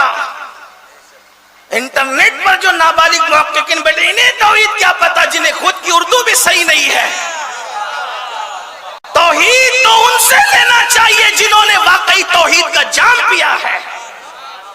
ہم کہتے ہیں صابر پاک نے اپنا جنازہ خود پڑھایا تو مذاق اڑاتے ہیں یہ کیا ہو گیا کوئی اپنا جنازہ خود پڑھا سکتے ہوئے. کہ ملا جی یہی توحید کا درس ہے. جب صابر کی یہ شان ہے تو صابر کو بنانے والے کی شان کا عالم کیا ہو. توحید یوں بیان ہوتی. آپ کو کیا پتا ہے اس کا؟ توحید آپ کو کیا پتا ہے؟ بڑے بڑے لوگ ٹھوکر کھا گئے اس میں. یہ وہی لوگ بتا سکتے ہیں جن کے چراغ روشن توحید کی روشنی سے منور ہے. یہ دل سے دل کے چراغ جلتے ہیں. تو عرض یہ کر رہا تھا بات دور نکلتی ہے.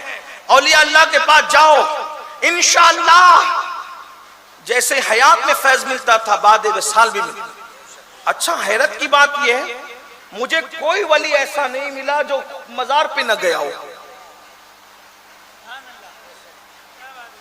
کوئی ولی ایسا نہیں ملا، بلکہ ولی تو ولی سید الانبیاء بھی. پہلا سفر کیا تو بابا جان کے مزار پر گئے، حضرت عبداللہ کے مزار پر گئے نا پہلا سفر. پھر سفر حج حجۃ الوداع کیا تو امی کے مزار پہ گئے. پھر اس کے بعد شہدائے احد کے مزارات پر حضور جاتے رہے، بقی والوں کے مزار پہ جاتے رہے. اب نبی جاتے تھے تو اب کس کو میں کہوں، کس کی دلیل پیش کروں، کس کی پیش کر سکتا ہوں، کس کی پیش کروں. حضور کی بات آ گئی. لیکن بات آپ کو بتاؤں اگر اور آگے چلیں سفر معراج میں بھی حضرت موسیٰ کے مزار سے گزر رہے ہیں تو کہتے میں نے موسیٰ کو اندر نماز پڑھتے دیکھا. ایسی نشیمن پہ بجلی گرائی ہے، خارجیت کے نشیمن پر کہتے ہیں مر کر مٹی میں مل گئے. رسول اللہ فرما رہے میں نے اندر نماز پڑھتے دیکھا. کہا مٹی میں وہ ملتے ہیں جن کے عقیدے مٹی میں مل جاتے ہیں. یہ اللہ والے نہیں ملتے مٹی میں، یہ تو رہتے ہیں خدا کے یار ہیں، خدا کے دوست ہیں. اللہ ان کی حفاظت کرتا ہے. نادان، ارے جو کسان کے بوئے ہوئے دانے کی حفاظت کرنا جانتا ہے وہ اپنے یاروں کے جسم کی حفاظت کیوں نہیں کرے؟ یہ توحید ہے. توحید اس کو کہتے ہیں. آپ بھی تھوڑا سنبھلو. جس کو لپن چھپن کرتے دیکھا اس کے پیچھے چلے گئے. ایسے نہیں آدھا تیتر آدھا بٹیر. ایک موقف اختیار کرو اسی پہ ڈٹے رہو. وہ موقف کون سا ہے؟ وہ ہمارے بزرگوں کا موقف ہے. تیرے غلاموں کا نقش قدم راہ خدا وہ کیا بہک سکے جو یہ سراغ لے کے چلے. لحد میں عشق رخ شہ کا داغ لے کے چلے. اندھیری رات سنی تھی چراغ لے کے چلے. حضرت محبوب الہی. اچھا یہ بھی بتا دو، چلیں اب آئی فہرست ہی پڑھ دیتا ہوں آج کی. کون کون گیا مزار؟ سرکار علیہ السلام گئے ہے نا، پھر اس کے بعد صدیق اکبر حضور کے یہاں بھی آتے رہے، احد بھی جاتے رہے، بقیع بھی جاتے رہے، فاروق اعظم، عثمان غنی، مولا علی سب جاتے رہے. اس کے بعد غوث پاک سیدنا معروف کرکھی کے مزار پہ جاتے تھے تو 1 میل دور سے اپنے جوتے اتار کے اپنی بغل میں ڈال لیتے تھے. آپ سے پوچھتا ہوں، جو مر کے مٹی میں مل جاتا ہے اس کا بھی کوئی اتنا ادب کرتا ہے؟ اپنے جوتے اتار کے اپنی اور سواری سے نیچے اتر جاتے، یعنی کہ جاؤ تو دھکم پیلی کے لیے نہیں، ادب سے جاؤ. ولی کے یہاں جو جتنے ادب سے جائے گا وہ اتنے مرتبے پائے گا. میرے بھائی، ان کی ایک نظر کی بات ہے، ان کی نظر جس طرف اٹھ گئی خدا کی نگاہ کرم ادھر ہوئی. آپ سمجھ کیا رہے ہیں؟ عقیدہ مضبوط کرو، یقین مضبوط کرو. بات آ گئی تو اس لیے عرض کر رہا ہوں. اور سرکار غوث پاک شیخ عبد القادر جیلانی فرماتے ہیں کہ مجھے اپنے مشائخ میں سب سے زیادہ اگر کسی کے مزار سے برکت ملی ہے تو وہ سیدنا معروف کرخی کا مزار ہے. پھر اس کے بعد آپ دیکھیں، آپ مزار پہ گئے، حضرت سرکار غریب نواز 90 لاکھ کو ایمان کی دولت دینے والے خواجہ جب ہندوستان آئے تو لاہور میں سرکار داتا علی حجویری کے مزار پر حاضری دی، اور حاضری دے کر کے صرف فاتحہ پڑھ کے چلے نہیں، ایک 40 دن تک چلا کیا، اور جو فیض ملے اس کو بیان بھی کیا. کہتے گنج بخشے فیض عالم مظہر نور خدا. آج بھی یہ 2 مصرے داتا صاحب کے مزار پہ لکھے ہوئے ہیں. اللہ تعالیٰ نے جس مزار کی زیارت کی تمنا تھی سب کی کرا دی. دعا کریں، 2 آستانے رہ گئے ہیں، اس کی حاضری ہو جائے. ایک تو داتا صاحب ہے اور دوسرے میرے بابا سرکار فرید ملت والدین خواجہ فرید الدین چشتی. سلسلہ چشتیہ میں یہ وہ ہستی ہے. سرکار میں وہ الہی کہتے ہیں جیسے نام فرید ہے ویسے ذات بھی فرد فرید ہے، کوئی نہیں ہے ان جیسے. بڑی عظیم ہستی ہے. اللہ دل میں تمنا ہے موت سے پہلے یہ 2 آستانوں کی حاضری ہو، نہیں ہو سکتی. 2 مصرے لکھے ہوئے، گنج بخشے میرے غریب نواز نے فرمایا. آج بھی غریب نواز کا چلہ وہاں موجود ہے. کیا؟ گنج بخشے فیض عالم مظہر نور خدا، ناقصارا پیر کامل کاملارا رہنما. کیا کہتے ہیں؟ یہ فیوز و برکات کا خزانہ ہے، خزانہ. غریب نواز چلا کر کے فرما رہے ہیں یہ فیوز و برکات کا خزانہ ہے، اور یہ اللہ کا نور ہے، نور جسے داتا علی حجویری کہتے ہیں. اور کہتے ہیں جو ناقص لوگ ہیں، ناقص، ان کے لیے داتا پیر ہے، پیر، اور جو کامل ہے ان کے لیے بھی رہنمائی کا فریضہ انجام دیتے ہیں. گنج بخش فیض عالم مظہر نور خدا، ناقصارا پیر کامل کاملارا رہنما. غریب نواز نے زیارت کی. سرکار قطب الدین بختیار کاکی نے غریب نواز کے حاضریاں دی. بختیار کاکی کے مزار پہ بابا فرید نے حاضری دی. سرکار نظام الدین نے حاضری دی. نظام الدین اولیاء کے آستانے پر امیر خسرو نے خواجہ نصیر الدین چراغ دہلوی نے حاضری دی. سرکار نصیر الدین چراغ دہلوی کے آستانے پر حضرت سیدنا بندہ نواز کے سدراز نے حاضری دی. بندہ نواز کے سدراز کے آستانے پر مخدوم اشرف جہانگیر سمنانی نے حاضری دی. اس طریقے سے ایک سلسلہ ہے. بزرگان دین کی بارگاہ میں جاتے رہے، حاضریاں دیتے رہے. اب سنیے تو محبوب الہی دور سے فاتحہ. اچھا ہمارے یہاں بھی یہ بہت سی بدعت ہو گئی ہے کہ لوگ جاتے ہیں تو سجدہ کرتے ہیں. لوگ جاتے ہیں تو ہمارے بزرگ لوگ کہتے کہتے تھک گئے کہ مزار پہ سجدہ مت کیا، اللہ کے سوا کسی کو سجدہ کرنا جائز نہیں ہے. امام اہل سنت نے پورا رسالہ لکھا الزبدۃ الزکیہ، سجدہ تعظیمی کی حرمت پہ پورا رسالہ لکھا. مت کیا کرو. بزرگوں کے یہاں جاؤ، ادب کرو، احترام کرو، چوکھٹ چومو، چادر چومو، سجدے مت کرو. ویسے میرے خیال سے 98% لوگ نہیں کرتے ہیں، 2% لوگ کرتے ہیں، بیچارے ان پڑھ ہیں، وہ نہیں جانتے تو لیکن لوگ اسی کو دلیل بناتے ہیں. لیکن چھوڑیے ابھی کیا بات کریں، عنوان تشنا رہتا ہے، ٹائم جاتا ہے. تو عرض یہ کر رہا تھا بزرگان دین کتنا ادب کرتے تھے. محبوب الہی بابا قطب دادا پیر کے یہاں فاتحہ پڑھنے جا رہے. کہاں سے فاتحہ پڑھے؟ چوکھٹ سے. کبھی مہرولی شریف جانا تو دیکھنا کتنی دور ہے چوکھٹ. ایک دن اچانک خیال آ گیا اتنی دور سے میں فاتحہ پڑھتا ہوں، پتہ نہیں حضرت کو خبر ہوتی بھی کہ نہیں ہوتی. بھئی اب انسان ہے، انسان کا دل ہے، انسان کا کا اپنا ذہن ہے، خیال آتا ہی رہتا ہے، خیالات تو خیالات ہیں، خیالات کے لیے کیا ہے، خیال آیا بس میں اتنی دور سے غیاث پور سے فاتحہ پڑھنے کے لیے آتا ہوں، تو حضرت کو خبر بھی ہوتی ہے کہ نہیں ہوتی ہے؟ بس یہ سوچ کر گھر کی طرف گئے، خانقاہ میں جا کر کے آنکھ بند ہوئی تو خواب میں ایک بابا کتب تشریف لائے، فرمایا تو جسم سے آتا ہے، میں دل سے آتا ہوں۔ اور یہ مت سمجھنا کہ مجھے خبر نہیں ہوتی، جب آپ غیاث پور سے نکلتے ہیں تب سے ہماری نگاہ میں رہتے ہیں۔ یہ ہے بزرگان دین، یہ بزرگان، تو جایا کرو۔ اب تو یہ جو بات ہو رہی ہے نا، بات دور نکل گئی کہ رشتوں کے لیے آپ پریشان ہیں، دعا کرو تقدیر بدلے گی۔ بچے نہیں ہوتے، دعا کرو تقدیر بدلے گی، دعائیں تقدیر بدلتی ہے۔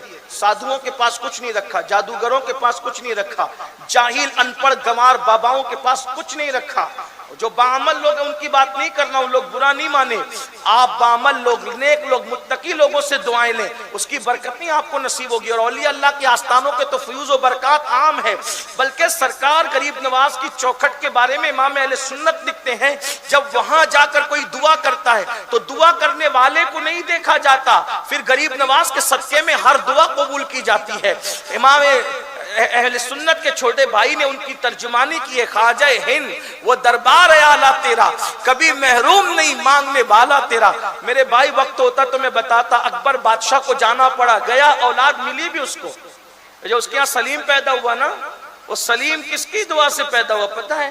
حضرت شیخ سلیم چشتی جو بابا فرید کی اولاد میں سے تھے، انہوں نے دعا کی اور دعا کر کے فرمایا بچہ اسی وقت پیدا ہوگا جب تو ہمارے مرشد غریب نواز کے یہاں سفر کرے گا، وہاں جا۔ یہ کیوں تھا پتہ ہے؟ وہ اپنے آپ کو خدا کہتا تھا اکبر، اور اس کو اولاد نہیں تھی۔ دیکھو یہ بھی خدا کی شان، دیکھو اپنے آپ کو خدا کہتا تھا اور ایک بچہ پیدا نہیں کر سکا۔ یعنی اس کا مطلب یہ ہے کہ خود مغرور اور گھمنڈی لوگوں کو اللہ اتنا مجبور کرتا ہے کہ تو کیا گھمنڈ کر رہا ہے، ایک بچہ پیدا کرنے کی تیرے اندر طاقت نہیں، اتنا کمزور ہے۔ آج بھی ایک ملک کا وزیر ایسا ہے جو بڑا گھمنڈی ہے، لیکن اس کے گھر میں کوئی اولاد نہیں، اور قیامت تک کبھی ہو بھی نہیں سکتی۔ کہاں ہے؟ گوگل پہ جا کے سرچ کرنا، ہم سے زیادہ گوگل آپ چیک کرتے، کون ہے ذرا تلاش کرنا۔ خدا گھمنڈ کو کیسے توڑتا ہے، خدا کیسے گھمنڈ کو چکنا چور کرتا ہے، تو وہ بھی تھا اور اس کو بھی اولاد نہیں تھی، بہت تلاش اور بہت کوششیں کی، ناکام رہا۔ ایک بڑا قریبی تھا مصاحبین میں سے، اور وہ شیخ سلیم چشتی کا مرید تھا۔ اس نے کہا کہ ذل الہی، اس نے کہا بھائی میں نہیں کہہ رہا، اس نے کہا ذل الہی اگر جو ہے وہ آپ میری بات پہ ناراض نہ ہو تو آپ کو اولاد ہو سکتی۔ دیکھو ولیوں کو ماننے والوں کا یقین کتنا پختہ ہوتا ہے، اور آپ سے یہی کہتا ہوں، یقین ہوتا ہے تو اللہ بھی دیتا ہے، یقین ہوتا ہے تو رسول اللہ بھی دیتے ہیں، اور یقین ہوتا ہے تو ولی اللہ بھی دیتے ہیں۔ یقین نہیں ہوتا تو پھر کہیں سے نہیں ملتا، ادھر ادھر بھٹکتے رہتے۔ ہاں بھٹکنے والے کیا بھٹکتے ہیں، یہ بھٹکتے ہی رہتے ہیں۔ بھٹکو مت، یقین پیدا کر۔ حضور شیخ الاسلام میرے مرشد اجازت کے دو مصرے بڑے خوبصورت ہیں، کہتے ہیں یقین والے کہاں سے چلے کہاں پہنچے، یقین والے کہاں سے چلے کہاں پہنچے، جو اہل شک ہیں اگر میں مگر میں رہتے ہیں، اگر مگر کے سوا کچھ نہیں، برباد ہے، تباہ ہے، کچھ نہیں ہوتا۔ یقین پیدا کر، یقین نے بہت کچھ دیا ہے۔ یقین کی بات بتاؤں، اب ہم عنوان سے دور ہو لیکن بتاؤں گا، اس کی وجہ ہے کہ میں کوئی باضابطہ مقرر نہیں، یہ ساری ضابطگی مقرر لوگ کے لیے، اپنے فقیر لوگ ہیں، جو منہ میں آئے شریعت کی روشنی میں بتا دیا جائے تاکہ کسی کی اصلاح ہو، ہے نا؟ بالکل اصول ضابطے سے وہ چلتے ہیں جو باضابطہ خطیب ہوتے ہیں، یہاں کوئی اطابت خطابت کچھ نہیں، یہ فقیری ہے، دل سے نکل رہی ہے، آپ کے دل کے اندر پہنچانے کی کوشش کی جا رہی ہے۔ بس یقین دیکھو، یقین کہاں تک پہنچا۔ کہتے ہیں حیدرآباد کے نواب تھے، اور نواب بڑے، اب تو جانتے ہیں منچلے ہی لوگ ہوتے تھے، منچلا پن ہوتا تھا نوابوں کے اندر۔ تو نواب صاحب کے یہاں بھئی گفتگو پوری، ٹائم ختم ہو گیا، بات پوری کر دوں، تو پھر آپ لوگ لائٹ سے کیوں پریشان ہیں؟ یہ لائٹ آتا جاتا رہے گا، یہ دل کا نور تھوڑی ختم ہونے والا ہے۔ آپ اپنی توجہ ادھر ہی رکھیں نا، بات پوری ہوتی ہے۔ میں بات کروں، ذرا پیچھے والوں کی اجازت ہے تو ہاتھ اٹھا کے اشارہ کرے، تھکے تو نہیں؟ نہیں تھکے؟ یہ لوگ تھکے کیا؟ نہیں، آپ لوگ تھکے ہو تو بھی وہ منچلا پن تھا نوابوں میں. نوابوں کا منچلا پن مشہور ہے, اگر وہ بتاؤں تو پھر ایک لمبا ٹائم چاہیے, لیکن وہ نہیں تذکرہ کرتا. لیکن ان کو جانا تھا مدینہ منورہ, حج کرنا تھا, مدینہ شریف جانا تھا.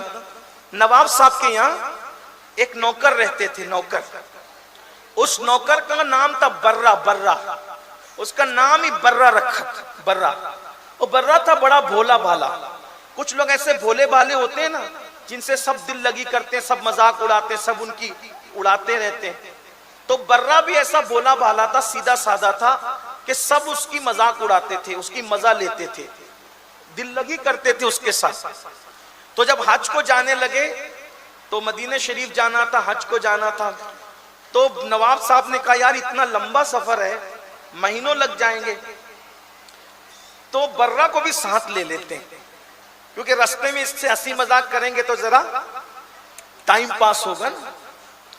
بھائی لوگ ہنسنے بولنے والے ہوتے ہیں تو ٹائم پتہ نہیں چلتا. جیسے ہمارے وقار بھائی جب یہ جلسے میں ہوتے ہیں, نظامت کرتے ہیں, تو آپ لوگوں کو ایسا لگتا ہے کہ یہ ہٹے نہیں, مقرری نہیں آئی, انہی کو کھڑے رہنا چاہیے, ہے نا. محبت کرتے ہیں آپ لوگ ان سے, یہ ہنساتے بھی رہتے ہیں آپ. تو ایسا ہنسنے بولنے والا مزہ آتا ہے سب کو. بھائی دل ہے تو دل لگی بھی ہونی چاہیے نا. یہ گردن لٹکا کر بیٹھنے کی بدعت بعد میں شروع ہوئی ہے. ہمارے سب بزرگ لوگ زندہ دل رہے, اور زندہ دل زندہ دلی کا نام, زندگی زندہ دلی کا نام ہے. مردہ دل کیا خاک جیا کرتے. ہاں تو دل لگی کرنی تھی. دیکھو قسمت کی بات, تقدیر کی بات, کیا کسی کا بھولا پن اس کو مدینے لے گیا,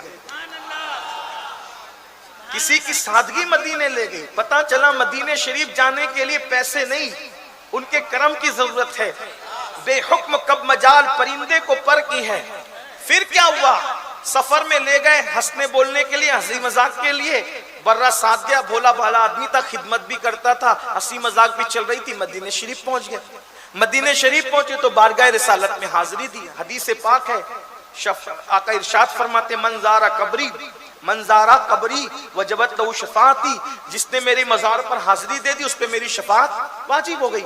تو شفاعت کوئی دیکھنے کی چیز تو نہیں ہے نا, کوئی شکل تو نہیں ہوتی. بس گئے, عقیدہ ہے, یقین ہے کہ حضور نے شفاعت دے دی, کا وعدہ کیا تو دے دیا, شفاعت کا وعدہ ہے تو دے دیا.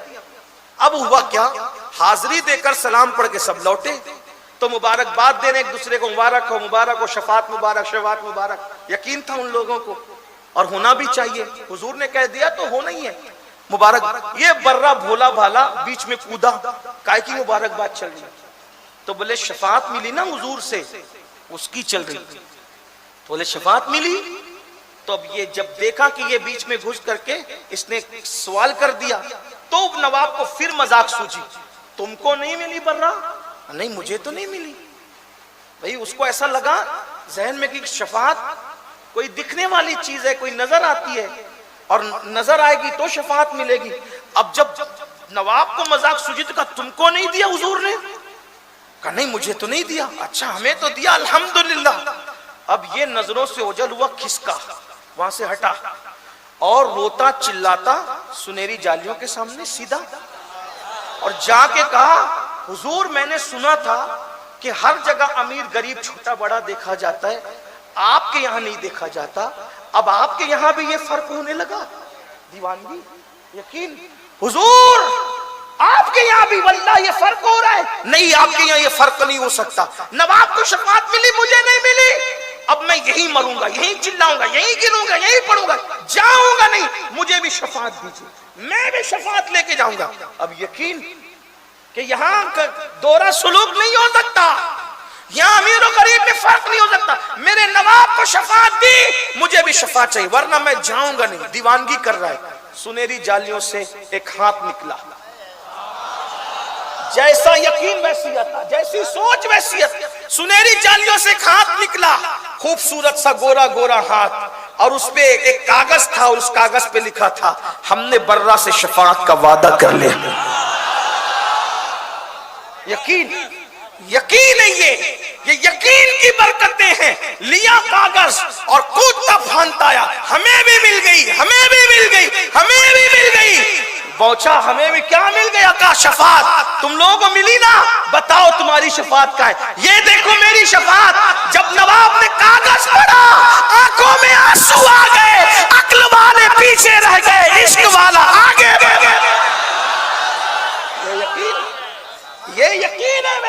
کو یقین یہ دلاتا ہے، یقین پیدا کرو جو ہو ذوق یقین پیدا تو کٹ جاتی ہے زنجیریں۔ اپنے اندر یقین، آج مسلم امہ میں یقین نہیں ہے، ورنہ برہ ایک دیوانے کا یقین پیدا کرو۔ بے شمار اس پر واقعات ہے۔ تو بات دور چلی گئی اور دور سے دور چلی گئی تو عرض کیا کر رہا تھا، میرے پیارے آقا صلی اللہ علیہ وآلہ وسلم کے پیارے دیوانوں، اولیاء اللہ کے پاس جاؤ، یقین کے ساتھ جاؤ، انشاءاللہ بگڑی بنے گی، کام بنیں گے، اور ان کی دعاؤں سے تقدیریں بدلتی ہے، تقدیریں تبدیل ہوتی ہے۔ اس لیے اپنے اندر یقین کا مادہ پیدا کرو، جو جتنا یقین والا ہوگا اللہ اس کو اتنا نوازے گا، اس کو اتنا عطا کرے گا۔ آپ کو نہیں جانا ڈاکوؤں کی طرف، نہیں جانا جادوگروں کی طرف، نہیں جانا سادھوؤں کی طرف۔ بچیاں آبرو لٹا رہی ہے، آپ کا پیسہ ضائع ہو رہا ہے، آپ کے گھر کی برکت کے نام پر، گھر کی بندش کے نام پر لوگ کیا کیا کر رہے ہیں۔ تو میں عرض یہ کر رہا تھا، چلیے بات کہیں تو سمیٹنی پڑے گی۔ تو اللہ کے رسول علیہ السلام فرماتے ہیں پہلی نحوست نماز چھوڑنے کی روزی سے برکت جاتی ہے، دوسری نحوست نماز چھوڑنے کی جلدی جلدی پڑھ دیتے، دوسری نحوست کیا ہے؟ نماز ترک کرنے کی، نماز چھوڑنے کی دوسری نحوست اللہ اس کی عمر سے برکت اٹھا لیتا ہے، عمر اس کی چھوٹی کر دی جاتی ہے۔ تیسری نحوست اس کے چہرے سے مومنوں کا نور چھین لیا جاتا ہے، ایمان والوں کا نور چھین لیا جاتا ہے، خوبصورتی چھین لی جاتی ہے۔ آج میری قوم کے جوان زیادہ تر کاوش اور کوشش کیا کر رہے ہیں؟ کاسمیٹک آئٹم لگائیں گے، ایک سے ایک صابن، کریم، اچھے سے اچھا فیس واش استعمال کریں گے۔ میں کہتا ہوں اگر ناجائز حرام چیز نہیں ملی ہے کوئی منع نہیں کرتا آپ کو، لیکن آپ سے ایک بات کہتا ہوں، کتنا بھی قیمتی میک اپ کرو، کتنا بھی قیمتی، 2 گھنٹے 4 گھنٹے 6 گھنٹے، لیکن نماز کا سجدہ کرو گے تو سجدے کی برکت یہ ہے، زمین پہ رہو گے تو بھی چہرے چمکے گے، مرو گے تو جنازے میں بھی چہرہ چمکے گا، اور جب قبر سے اٹھو گے نا تو اللہ کے رسول فرماتے 14ویں رات کے چاند کی طرح چہرہ چمکے گا۔ آج خوبصورت سب کو بننا ہے، سجدہ کسی کو نہیں کرنا۔ نماز پڑھو، نمازی بنو، نماز کی برکت ہے، یہ سب برکتیں ملے گی۔ اب اگر بے نمازی پن سے روزی کم ہوئی، عمر کم ہوئی، چہرے سے رونق گئی، تو کیا پتا چلا؟ اس کا عکس کیا ہے؟ مطلب نماز پڑھو گے تو روزی میں برکت ہوگی، عمر میں برکت ہوگی، اور چہرہ چمکے گا۔ دیکھو یہ جو لوگ نماز پڑھتے ہیں پابندی سے، ان کے چہرے دیکھو۔ ہمارے علماء پوری زندگی کبھی کوئی ایسا کریم وریم استعمال نہیں کرتے، پھر بھی ان کے چہرے چمکتے، ان کے چہرے پھر بھی چمکتے۔ اس لیے میرے عزیزوں، اپنے چہروں کو چمکانا ہے تو سجدوں کو لازم کرو۔ پھر اب 3 مصیبتیں مرتے وقت، اللہ کے رسول علیہ السلام فرماتے ہیں دوسری 3 مصیبتیں بے نمازی کو مرتے وقت یہ ہوگی، وہ مرے گا تو ذلیل اور رسوا ہو کر مرے گا، ذلت کی موت آئے گی۔ دیکھ لیجئے بعض لوگ ایسے مرتے ہیں اللہ کی پناہ کچھ نہیں کہہ سکتے، بس اللہ کی امان، الامان والحفیظ، کچھ نہیں کہہ سکتے۔ کس قدر اللہ اکبر، کس قدر اللہ اللہ، اللہ اکبر، اللہ اکبر۔ کوئی کیسے مر رہا ہے، کوئی کیسے مر رہا ہے۔ یہ ذلت کی موت کیوں ہے؟ بے نمازی پن کی وجہ سے۔ توبہ کرو، ذلت کی موت سے نجات ملے گی انشاءاللہ۔ پھر فرماتے ہیں اللہ کے رسول دوسری مصیبت مرتے وقت کہ جب وہ مرے گا تو بھوکا مرے گا، کتنا بھی کھلا دو اس کی بھوک نہیں جائے گی، بھوکا مرے گا۔ تیسری مصیبت مرتے وقت پیاسا مرے گا، اگر 7 سمندروں کا پانی بھی اس کے منہ میں انڈیل دو تو بھی وہ پیاسا ہی مرے گا۔ اب اس کا عکس کیا ہے؟ اس کا مطلب اگر نماز پڑھو گے تو ذلت کی موت نہیں بلکہ عزت کی موت آئے۔ بے شمار لوگ ایسے ہیں نا، بے شمار لوگ جو مرتے ہیں تو لوگ تمنا کرتے کاش ایسی موت مجھے بھی نصیب، لوگ تمنا کرتے۔ مسجد نبوی شریف سے جب جنازے جنت البقیع کی طرف جاتے ہیں تو میں نے بڑے بڑے اللہ والوں کو یہ تمنا کرتے تھے کہ کاش اس کی جگہ میں ہوتا، ہے نا؟ کیا نصیب والے، کیا عزت کی موت۔ کوئی مسجد میں سجدے میں مرتا ہے تو لوگ کہتے ہیں کیا موت ہوئی، یہ کوئی وضو کرتے کرتے جاتا ہے کیا موت ہوئی۔ تو نماز پڑھو گے انشاءاللہ تو عزت کی موت آئے گی، نماز پڑھو گے تو بھوکے نہیں مرو گے، نماز پڑھو گے تو پیاسے موت نہیں آئے گی۔ اب 3 مصیبتیں قبر میں۔ اللہ کے رسول علیہ السلام ارشاد فرماتے جب بے نمازی کو اس کی قبر میں رکھا جائے گا، پہلی مصیبت قبر اس کو اتنا دبائے گی کہ اس کے دونوں طرف کی پسلیاں آپس میں مل جائے، دونوں طرف کی پسلیاں آپس میں مل جائے۔ حضور نے یوں انگلیوں کا اشارہ فرمایا، خوبصورت انگلیاں حضور کی، ہماری انگلیاں ان کی انگلیوں کی طرح ہو بھی نہیں سکتی، لیکن آقا نے ارشاد فرمایا ایسے پسلیاں مل جائے۔ نمبر 2، آقا ارشاد فرماتے ہیں پسلیاں آپس میں ٹوٹ کر ایک دوسرے میں گھس جائے گی، اور اللہ ان پر، اس بے نمازی پر قبر میں ایک اژدہا مقرر فرمائے گا جس کا نام ہے شجاع الاقرع، اور وہ گنجا سانپ ہے۔ اس کی لمبائی 70 سال کی مسافت اتنی لمبی ہے، اور وہ بختی اونٹ کی طرح موٹا ہے، اور آگ کی اس کی آنکھیں ہیں، اور لوہے کے اس کے ناخن ہیں۔ جب وہ کسی کو ڈسے گا تو وہ زمین میں دھس جائے، اور یہ سلسلہ کب تک چلے گا؟ بھئی سانپ کسی کو ڈسے تو زیادہ سے زیادہ آدمی مر جائے، لیکن اب وہ مرے گا نہیں، نہ جی سکے گا نہ مر سکے گا۔ فجر نہیں پڑی تھی زہر تک ڈسے گا، زہر نہیں پڑی تھی عصر تک، عصر نہیں پڑی تھی مغرب تک، مغرب نہیں پڑی تھی عشاء تک، عشاء نہیں پڑی تھی فجر تک۔ یہ سلسلہ اس وقت تک چلتا رہے گا جب تک کہ قیامت قائم نہ ہو جائے، یہ سلسلہ اس پہ چلتا رہے گا۔ سوچو 10 منٹ کی نماز کا ٹائم نکالتے تو یہ مصیبت آتی، اور یہ کون کہہ رہا ہے؟ کوئی سیاسی لیڈر نہیں، کوئی خطیب نہیں، کوئی مولوی نہیں، یہ اللہ کے سچے رسول صادق و مصدوق نے فرمایا، اللہ کے سچے نبی نے فرمایا، انہوں نے کہہ دیا حق ہے۔ جس کے کہنے پہ خدا کو ایک مانا، اس کے کہنے پہ یہ نہیں مانتے۔ سوچو 10 منٹ کا ٹائم اگر نکال لیتے اتنی بڑی مصیبت سے بچ جاتے۔ میرے بھائیوں رحم کرو، ہے کسی کے اندر اتنی ہمت؟ ارے کھیت کا بچھو اگر ڈسے ہم برداشت نہیں کر سکتے، کھیت کا سانپ ڈس لے ہم برداشت نہیں کر سکتے، وہ قبر کا اتنا خطرناک اژدہا جس کا نام شجاع الاقرع ہے۔ اللہ اکبر، اللہ ہم سب کو امان عطا کرے، پناہ عطا کرے۔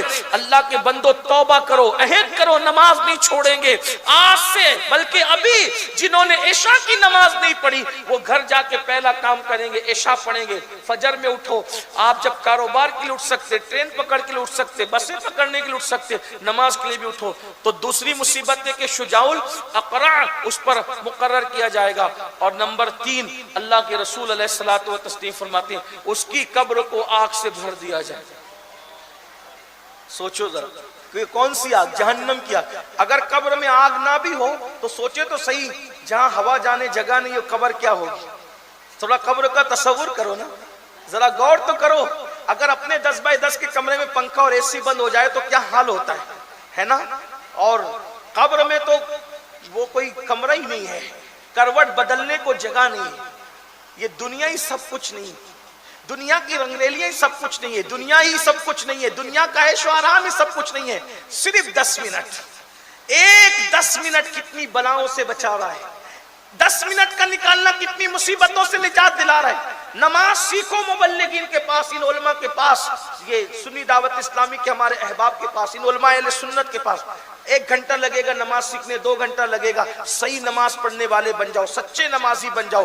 بارش ہو، گرمی ہو، سردی ہو، طوفان ہو، کچھ بھی ہو، نماز مت چھوڑو۔ 10 منٹ کا ٹائم لگتا ہے، صرف نماز کے پابند بنو۔ تو آقا ارشاد فرماتے ہیں کہ اس کی قبر کو آگ سے بھڑکا دیا جائے گا۔ اللہ سے پناہ طلب کرتے، اللہ کی پناہ طلب کرتے ہیں۔ پھر 3 مصیبتیں اس کو قیامت میں آئے گی، اور 12 پوری ہو جاتی ہے اور اپنی بات پوری ہوتی ہے۔ نمبر 1، اللہ قیامت میں اس پر نظر رحمت نہیں کرے گا۔ کتنی بڑی مصیبت ہے، خدا جس سے نگاہ رحمت پھیر لے، نظر رحمت جس پہ نہ کرے اس کا ہوگا کیا؟ پھر فرمایا میرے آقا صلی اللہ علیہ وآلہ وسلم نے، اللہ اس سے ناراض ہوگا، نہ نظر رحمت کرے گا، ناراض ہوگا۔ نمبر 3، اللہ اس کا حساب سختی سے لے گا، سختی سے حساب لے کر اس کو جہنم میں داخل کیا جائے گا۔ اب آپ مجھے بتائیں، اگر اللہ کسی سے نرمی سے بھی حساب لے لینا، توجہ کرنا، اللہ اگر کسی سے نرمی سے بھی حساب لے لے تو وہ جواب نہیں دے سکتا، اور چاہے کہ وہ سختی سے لے۔ اللہ کے رسول فرماتے ہیں عائشہ، اگر اللہ نے کسی کو درگزر کر دیا تو وہ بخشا گیا، اور اگر پوچھ لیا تو وہ پھنس گیا۔ صرف اس کا پوچھ لینا ہی کسی کے امتحان کے لیے کافی ہے۔ اس پر ایک صرف حدیث پڑھ رہا ہوں، روایت پڑھ رہا ہوں، ایک روایت، میں آپ کی اوقات ہی کچھ نہیں، نمازی، حاجی، غازی، شہید، ان کا کوئی ذکر ہی نہیں، اللہ اپنے پیغمبر حضرت عیسیٰ علیہ السلام سے قیامت میں ایک سوال کرے گا. کس سے؟ حضرت عیسیٰ سے. حضرت عیسیٰ علیہ السلام سے اللہ ایک پوری زندگی کا حساب کتاب ابھی جو ہم سے کرنے کی ہم بات کرتے ہیں یہ نہیں، اور ہم تو گنہگار، مجرم، پاپی، کلمہ پڑھنا نہیں آتا، درود ابراہیم نہیں آتا، وضو، نماز کچھ نہیں آتا ہمیں. بلکہ میں تو لوگوں کو یہ کہتا ہوں اگر ایک اچھا عالم اپنا وضو چیک کرے تو ہم اس میں ناکام ہو جائے. جائے کہ اللہ چیک کرے گا تو کیا ہوگا؟ سوچے نا صحیح کیا ہمارا حال ہے. اور ہم بڑی بڑی باتیں کرتے ہیں. اللہ کے بندو توبہ کرو، اللہ کو مناؤ، راضی کرو اللہ کو، اور اس کے لیے رو، گڑ گڑاؤ. اللہ ایک ہی سوال کرے گا حضرت عیسیٰ علیہ السلام سے، عیسیٰ کیا تم نے اپنی قوم کو یہ کہا تھا کہ تمہارے بعد وہ تم کو اور تمہاری ماں کو خدا بنا لے؟ آپ نے یہ کہا تھا. حالانکہ یہ سوال اللہ ان سے حساب لینے کے لیے نہیں کرے گا، بلکہ عیسائیوں کو رسوا کرنے کے لیے اور ان کو الزام سے بری ذمہ کرنے کے لیے اور ان کی عظمت کے اظہار کے لیے اللہ یہ سوال فرمائے گا کہ حضرت عیسیٰ پہ انہوں نے الزام لگایا کہ وہ کہتے ہیں کہ عیسیٰ خدا تھے، ان کی امی خدا تھی، اس لیے وہ 3 خدا مانتے ہیں. تو اللہ تعالیٰ قیامت کے دن عیسائیوں کو رسوا کرنے کے لیے حضرت عیسیٰ سے کہے گا کہ یہ کام تم نے کیا، یہ آپ نے کیا، کہ آپ نے یہ کہا کہ آپ کو اور آپ کی ماں کو یہ خدا مان لے. ایک سوال اللہ کرے گا تو اللہ کے رسول علیہ السلام فرماتے، حدیث پاک کا مفہوم ہے، اس سوال کی ہیبت حضرت عیسیٰ پر اتنی طاری ہوگی کہ ان کے جسم کے ہر بال سے خون کی پھواریں نکل پڑے گی، خون کی پھواریں نکل پڑے گی. یہ معصوموں کی شان ہوگی اس دن. اپنا کیا حال ہوگا؟ اس لیے اللہ کے بندو، اللہ حساب سختی سے لے گا جو نماز نہیں پڑھے گا. توبہ کرو، خود نمازی بنو، اپنے بچوں کو نمازی بناؤ. نمازی بناؤ گے تو معاشرے کی اصلاح بھی ہوگی، کیونکہ اللہ فرماتا ہے ان الصلاۃ تنہا عن الفحشاء والمنکر، نماز برائی اور بے حیائی سے روک لیتی ہے. اللہ پاک سب سے پہلے مجھے آپ سب کو عمل کی توفیق دے. اللہ مجھے اور میری نسلوں کو قیامت تک اور آپ سب کو اور آپ کی نسلوں کو نمازی بنائے، ایمان و سنیت پہ قائم رکھے. گفتگو کے درمیان میں اگر کوئی غلطی ہو تو اللہ تعالیٰ معاف فرما دے. بیچ میں کچھ باتیں چھوٹ گئی، وہ وقت کی وجہ سے چھوڑنا پڑا. اپنی بات پوری کرتے ہیں. استغفر اللہ ربی ان ربی لغفور الرحیم. میری گزارش ہے کہ آپ نے جیسے اعلان سنا 1، 2 اور 3 دسمبر کو سنی دعوت اسلامی کا سالانہ سنی اجتماع وادی نور آزاد میدان میں ہو رہا ہے. 1 کو خواتین کے لیے، 2 اور 3 کو مردوں کے لیے. آپ کثیر تعداد میں اس میں شرکت فرمائیں. سنی دعوت اسلامی سے جڑیں. ہفتہ وار اجتماع جو اولیاء مسجد میں ہوتا ہے اور جہاں دروس وغیرہ ہوتے ہیں اس میں بھی شرکت فرمائیں. السلام علیکم ورحمۃ اللہ وبرکاتہ.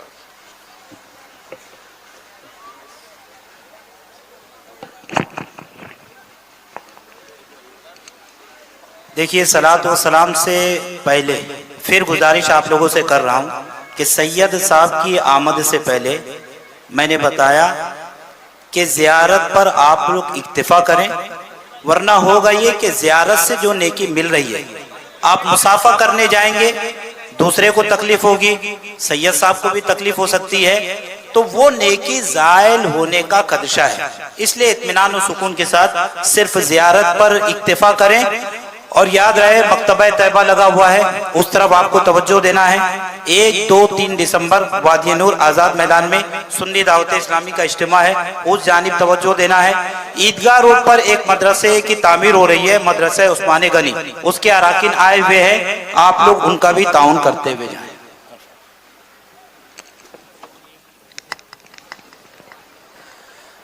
مصطفیٰ رحمت پیلا کھو سلام شمع بز میں ہدایت پیلا کھو سلام شہر یار روم تاجدار حرم شہر یار تاجدار حرم نوبہار شفاعت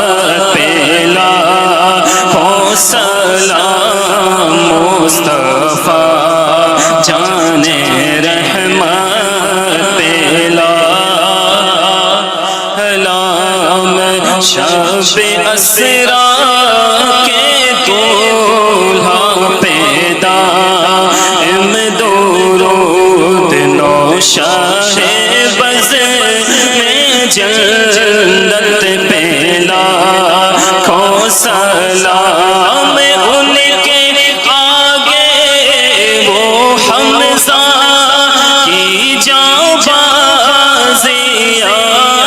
ان کے آگے وہ حمزہ کی جانبازیاں شیر قرآن شتور پیلا کو سلام کاش محشر میں جب ان کی آمد ہو اور بھیجے سب انہیں کی شوکت پیلا کو سلام مجھ سے خدمت کے قدسی کا ہے ہر رضا مجھ سے خدمت کے قدسی کا ہے ہر رضا مصطفیٰ جان رحمت پیلا کو سلام شمع بز میں ہدایت یا نبی سلام علیکہ یا رسول سلام علیکہ یا حبیب سلام علیکہ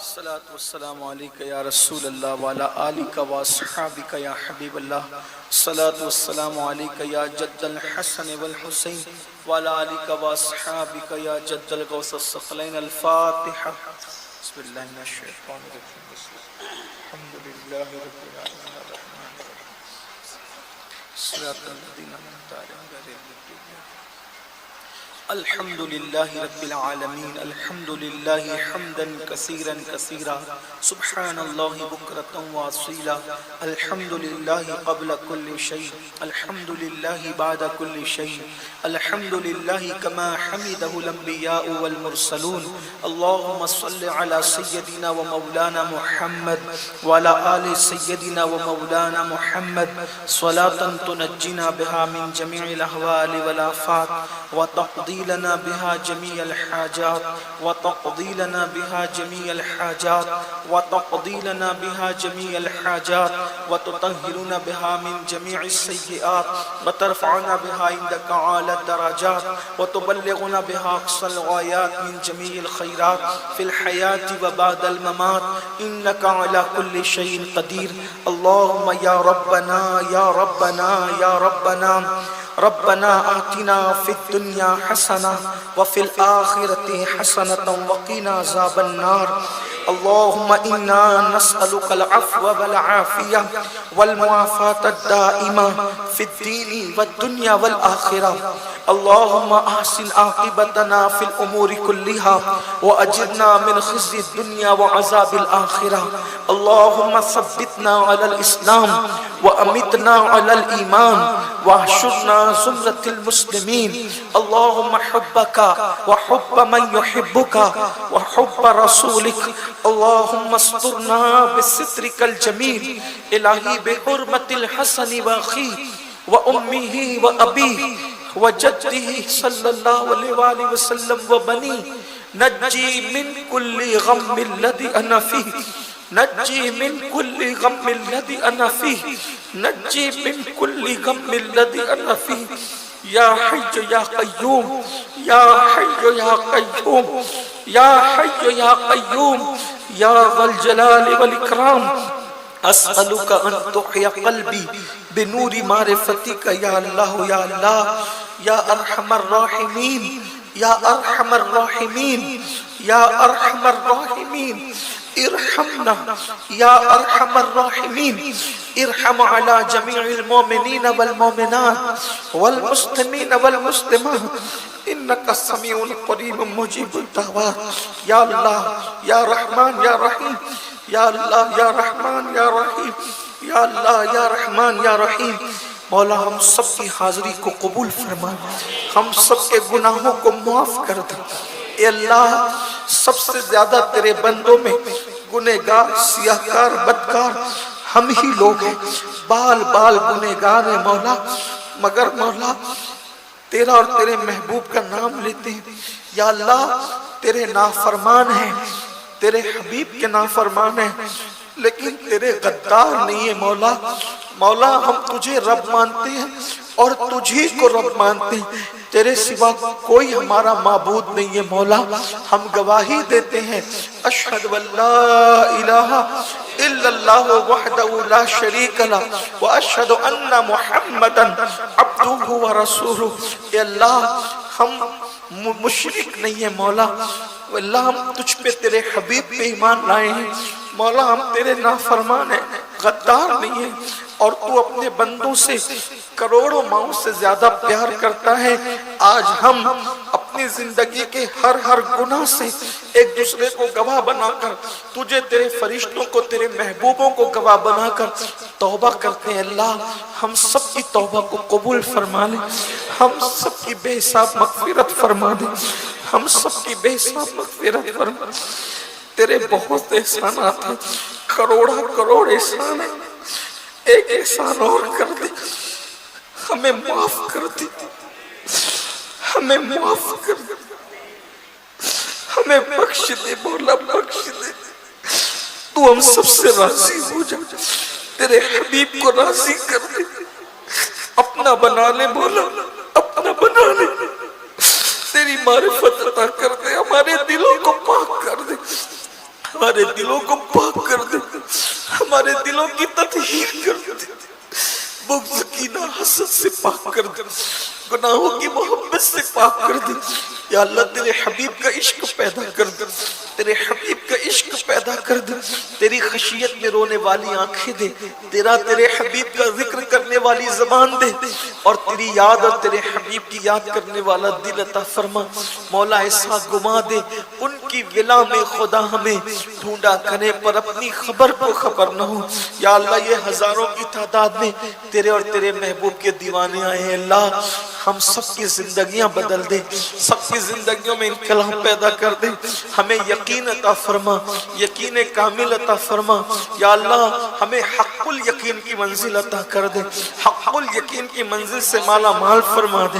یا اللہ شک و شبے سے ہم سب کی حفاظت فرما۔ یا اللہ ہمارے دل میں تیرا نور عطا فرما، تیرے حبیب کا نور عطا فرما، سب کو نمازی بنا دے، سب کو نمازوں کا ذوق و شوق عطا کر دے۔ یا اللہ صرف نام کا نہیں بلکہ اصل میں سچا مسلمان بنا، سچا عاشق رسول بنا۔ اذان ہو تو ایسی بے قراری عطا کر، جب تک نماز نہ پڑھے دل کو سکون نہ ملے مولا، چین نہ ملے مولا، نمازی بنا دے۔ عذاب قبر سے بچا، بری موت سے بچا، دونوں جہان کی ذلت و رسوائی سے بچا۔ یا اللہ جتنے بیمار ہیں ہر بیمار کو شفا عطا فرما۔ عزیزم جناب امتیاز رضوی صاحب مبلغ سنی دعوت اسلامی اور جملہ جن جن کے لیے چٹھیاں، یا اللہ سب کو شفا دے دے۔ اللہ تو نام سب کے جانتا ہے، تو چٹھیوں کا محتاج نہیں، تو نام پڑھنے کا محتاج نہیں مولا، تو سب کے ناموں کو جانتا ہے میرے اللہ۔ ہر بیمار کو شفا دے دے، ہم میں جو بیمار ہے شفا دے دے، میرے والدین کو شفا کاملہ و عاجلہ دے دے، ہم سب کو بڑی بڑی خبیث بیماریوں سے بچا، مولک بیماریوں سے بچا، موذی بیماریوں سے بچا۔ اللہ ہمیں کوئی ایسا مرض مت دینا مولا جس سے محتاج ہو کر بستر پہ پڑے رہیں مولا۔ آخری نماز بھی سنت کے مطابق کھڑے ہو کر مسنون طریقے پر ادا کرنے کی طاقت و قوت عطا فرما۔ زندگی کی آخری نماز بھی ہمیں سنت کے مطابق پڑھنے کی سعادت عطا فرما مولا۔ کریم تو کرم فرما دے، بے اولادوں کو اولاد دے دے، اولاد والوں کی اولاد کو نیک بنا دے، ہماری اولاد ازواج و احباب کو ہماری آنکھوں کی ٹھنڈک بنا دے۔ یا اللہ ہمیں رزق حلال کثیر عطا فرما، حلال طیب مال کثیر عطا فرما، روزیوں میں برکتیں عطا فرما۔ یا اللہ جن کے گھروں میں تکلیفیں، بلائیں، سہل، جادو، مصیبتیں سب دور کر دے، خوشیاں ہی خوشیاں عطا فرما۔ جن کے بچوں کو بچیوں کو رشتے نہیں اللہ اچھے رشتے عطا فرما، سب کی بری تقدیروں کو بھلی فرما دے یا اللہ۔ آج کی محفل کے انعقاد میں ہمارے امام صاحب اور جتنے ان کے ساتھی رفقا کمیٹی کے لوگوں نے محنت کی، کاوشیں کی، اللہ سب کو تیری شان کے لائق بہتر جزا دے، بہتر صلہ دے یا اللہ۔ پوری دنیا میں امن و امان عطا فرما، سکون و اطمینان عطا فرما، بالخصوص فلسطین کے مسلمانوں پر خاص کرم کی نظر فرما دے یا اللہ۔ وہ بے سر و سامان ہے مولا، اللہ پاک وہ گھر کا بے گھر ہو چکے ہیں مولا، ان کے گھر کی چھتیں چھین گئی ہے مولا، ان کے بچے یتیم ہو گئے، ان کی بیٹیاں بیوہ ہو گئی یا اللہ۔ وہ آسمان کی طرف نظر اٹھا کر تیری مدد کی طالب ہے، ہم اتنی دور بیٹھ کے ان کی کوئی مدد نہیں کر سکتے، اے اللہ آسمان سے ان کے لیے مدد نازل فرما، آسمان سے ان کے لیے مدد نازل فرما، ان کے لیے امداد نازل فرما مولا۔ جس کی کوئی مدد نہیں کرتا تو اس کا مددگار ہے مولا یا اللہ۔ فلسطین کے مسلمانوں کی مدد فرما، غزہ کے مسلمانوں کی مدد فرما یا اللہ۔ ظالموں کو کیفر کردار تک پہنچا، وقت کے فرعونوں کا غرور خاک میں ملا دے، اسلام و مسلمین کو عروج دے، اتحاد اور اتفاق دے پوری امت میں، امت سے فرقہ واریت ختم کر دے مولا۔ عقیدہ حقہ سواد اعظم پر، صحابہ اور اہل بیت کے اسلاف کے عقیدے پر پوری امت کو متحد فرما دے، پوری امت میں اتحاد پیدا فرما دے یا اللہ۔ سنی دعوت اسلامی کا جو 3 روزہ اجتماع ہو رہا ہے اسے خوب کامیابی دے، خوب کامرانی دے، آسانیاں پیدا فرما مولا۔ ہمیں مانگنا نہیں آتا، تجھے عطا کرنا آتا ہے، جو مانگے وہ بھی عطا فرما دے، جو نہ مانگ سکے وہ بھی تیری شان کے لائق عطا فرما دے الہی۔ بحق بنی فاطمہ کہ بر قول ایمان کنی خاتمہ، اگر دعوت امرت کنی ور قبول، منو دست دامان آل رسول۔ ان اللہ و ملائکتہ یصلون علی النبی یا ایہا الذین آمنوا صلوا علیہ وسلموا تسلیما۔ اللهم صل على سيدنا مولانا محمد مادن الجود والكرم وعليه وصحبه وبارك وسلم صلاة وسلام عليك يا جد الحسن والحسين سبحان ربك رب العزة عما يصفون وسلام على المرسلين والحمد لله رب العالمين بحق لا إله إلا الله لا إله إلا الله لا إله إلا الله محمد رسول الله۔